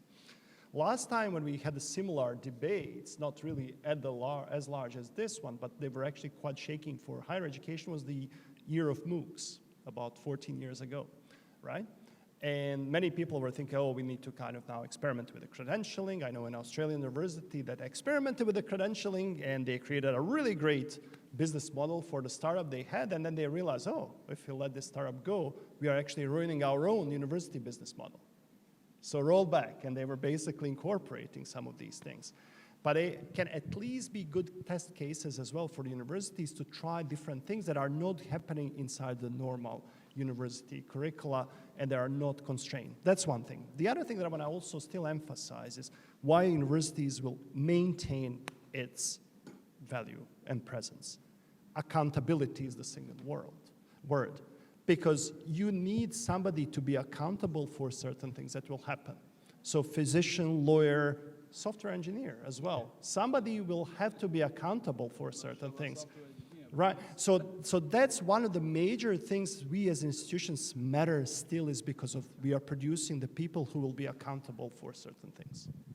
Very good comments. Yeah, please, Tian. I think Professor Guo asked an excellent question. So AI is going to make a huge change in our educational system, but who will drive that to happen? I think for the long term, eventually, we have to depend on the education system to have some self-awareness by itself. The self-driving force is the thing that maintains long-term, revolution. But for the short term, maybe I'm biased, but from my perspective, it is really difficult for a system to disrupt himself from the internal. And we'll talk about the AE's impact on the education system. I believe in the short term, it will be the industry or the government who will make a huge change. I will take Zhongguancun Academy as an example. Zhongguancun Academy was established by the government. The government wants to do an experiment, how AI talents can be cultivated in a different way. And when they selected the president of this academy, there could be many choices, but eventually they select me because I came from the industry. I think that's the answer. They want someone outside of the education system to do some experiments and without all the constraints. And at least this is the short-term solution I can see. But once again, I want to emphasize, for the long term, it depends on every party in the society, especially the education system itself, because the AE's impact on education is something we cannot prevent from happening, and we have to be prepared, be adaptive to its happening. So that's my view. Very good, very good. I think the three speakers all give the three perspectives from your background. It's very... My last question, I think, given the time limit, my last question is, can you actually give your perspective in next 5 years? What will be the biggest fundamental change in the higher education caused by the AI? Open imagination, 5 years. What will be the biggest fundamental change in higher education caused by the AI? Professor Gasvik, please. That'd be fair. Yeah, no, thanks. Somebody smart said it's really hard to make predictions, especially about the future, right? So to me, the cynic in me says the university will be still fairly similar as they are today. And I believe that they will still stay the same. I think some of the things, and in terms of the fundamental changes, I hope it'll happen, is that we'll recognize much more opportunities on the, especially research space as well. I think those are the major breakthroughs. I think the particular thing that what Professor Tian was talking about is especially how we can then promote more talent. So in other words, that the university might actually be the place where the talent can even additionally be accelerated in that space. So that's number one. Number two is that I hope in the 5 years as well that we can find some of these alternative modes that people are not necessarily always coming just for the 4-year degrees, but they're also coming for the shorter mission type of approaches as well. So they can actually get ready for the current technological push. That requires bolder experimentation and braveness of the universities, but I think that at least we can have that one stream there. Okay, Professor Liu. Yeah. I would say within 5 years, maybe the biggest change will happen to the evaluation system and the philosophy. Just as I mentioned in my talk, in Zhongguan Academy, we have a project called Auto SOTA, which is trying to remind people that publishing a lot of papers, achieving SOTA performance means nothing. And there's even more, inspiring things than that. For example, today, AI scientist, the automatic AI agent, research agent, can write a very high quality papers already and reaching the top conference bar. Suppose if we have deployed thousands of GPUs and run those research agents, then every year they can produce billions of papers. And they submit those papers to the top conference and journals. Without disclosing those papers were written by AI, then imagine the entire peer review system will be destroyed. Absolutely. So the impact of AI on our current human-based research system will eventually be disrupted very, very soon. I think within 5 years that is going to happen. Then how we can evaluate a researcher, a student, how we can define their growing path, how should we guide them from a freshman to a successful scholar. So all those things will be just totally different from today's world. So I think that is going to be something we have to pay attention to. I cannot agree with you more. Thank you. Professor Zhang? I think the future is very hard to predict, right? So I think it's a curveball. But I think the result will depends on our response to these two questions. First is, how do you grow a better students because of AI, right? Why do I need to send students to university we're all AI, but you are institute. You use AI. If it's a better learner system, then I send my kids into this, right? So that's the first question. The second question is, can we do better research if the AI can do research itself, right? Because the university has two missions. One is to students, the talents, but also the expanding the knowledge. So there are two missions. If you fail these two missions, if you succeed, of course, the answer will be rosy, very great, and so on and so forth. But if we screw up, things will, it's not going to be pretty. So I do not know. So I'm slightly on the optimistic part. If you do well, we'll write it out. Because so many institutes are experimenting. So we learn from each other. Like what I learned from Dragon, learned from Tian today. So we learn from each other. This is our common mission. If we have so many experiments and many people are doing this and learn from each other, something will emerge. So that's my hope. Okay. So as usual, sorry. Yeah, the time, 8 seconds. In the 8 seconds is the usual way, right? You have to give one word or one message to the audience, to the university leaders, student faculty members about how to be successful in the AI area based on today's discussion. One sentence each, please. Start from you. I think we have to get prepared. It's a very short sentence.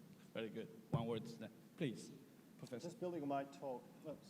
Just building on my talk is basically learning when and how to offload to AI. Yeah, I think. Thank you. Well, my hope is really for the students, right? You need to go somewhere, even if AI is not here. If you fail that, you failed it. I think that's the most important thing. I speak of, majority of the people in the campus are students. So that's my only message is for the students. And everything else goes from there. Right. Thank you very much. It's a good discussion. Thank you.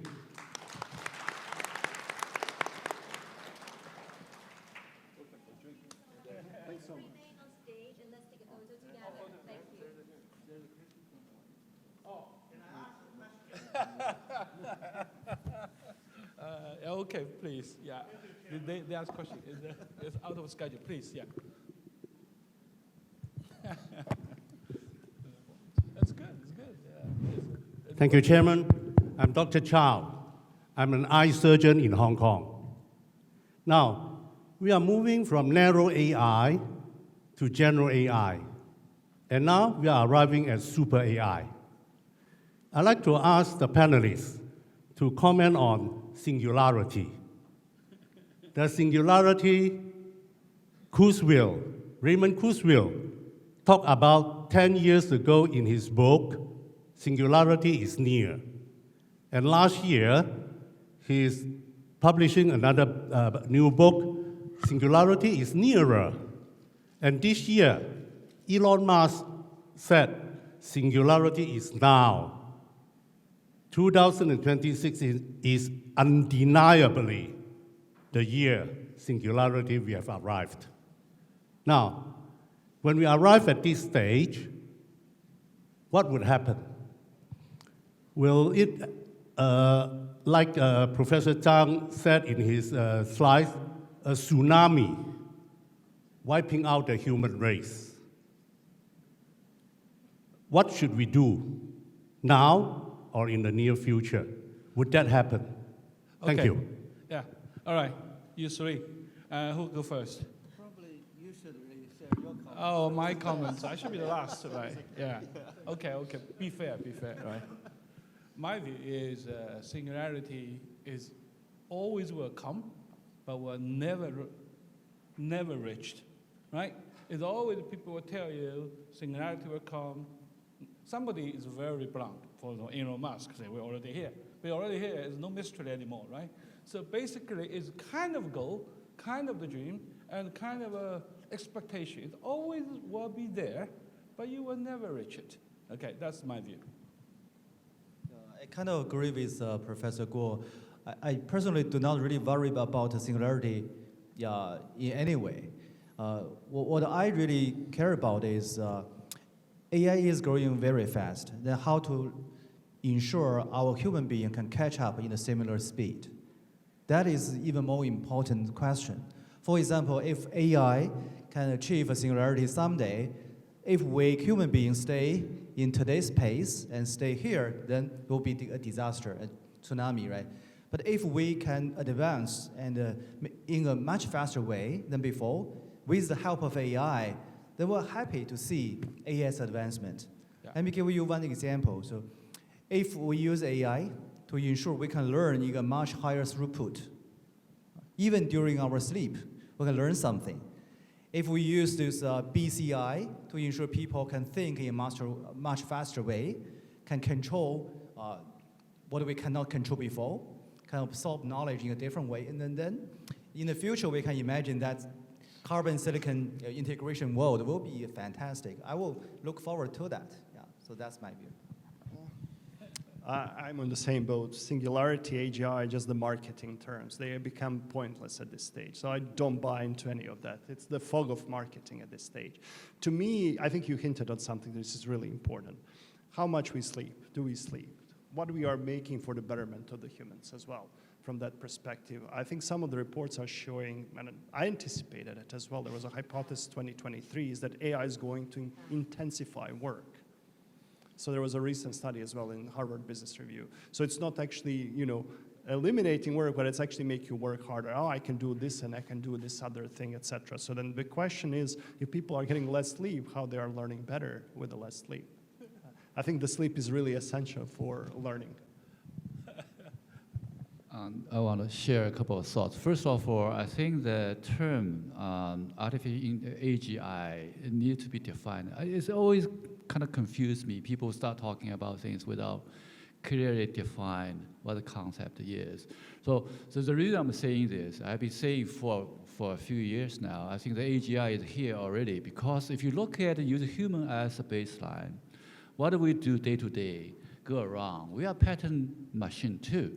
Right? You say, well, we're conditional pattern machines. If you look at the large language models, what it does internally, it's just pattern matching, except it's pattern matching on the large scale. So in that sense, AGI is already here, right? So SGI, super intelligent, we need to yet to define that before we can talk about it. Otherwise, it's kind of empty. I mean no disrespect to you, but I think we have to define the pattern. But does that make you feel better if I tell you AGI is already here, right? Now, the second thing is about singularity. I think that singularity can happen tomorrow or even yesterday. If the madman, we know there are a couple of madmen in the world right now, right? If they get a hold of the AI, they muscle their old power, the world ends tomorrow. Just drop nuclear. So it's always there. I would say it's a miracle that we're not there, right? So I think it takes the collective will to deal with this kind of tension. So that's it. Thank you. All right. It's a very good ending of the discussion. Another question. Sorry, that's because time is really running out. I suggest you can have a glass of the champagne and then we have a discussion. All right? So it's better to discuss with the wine.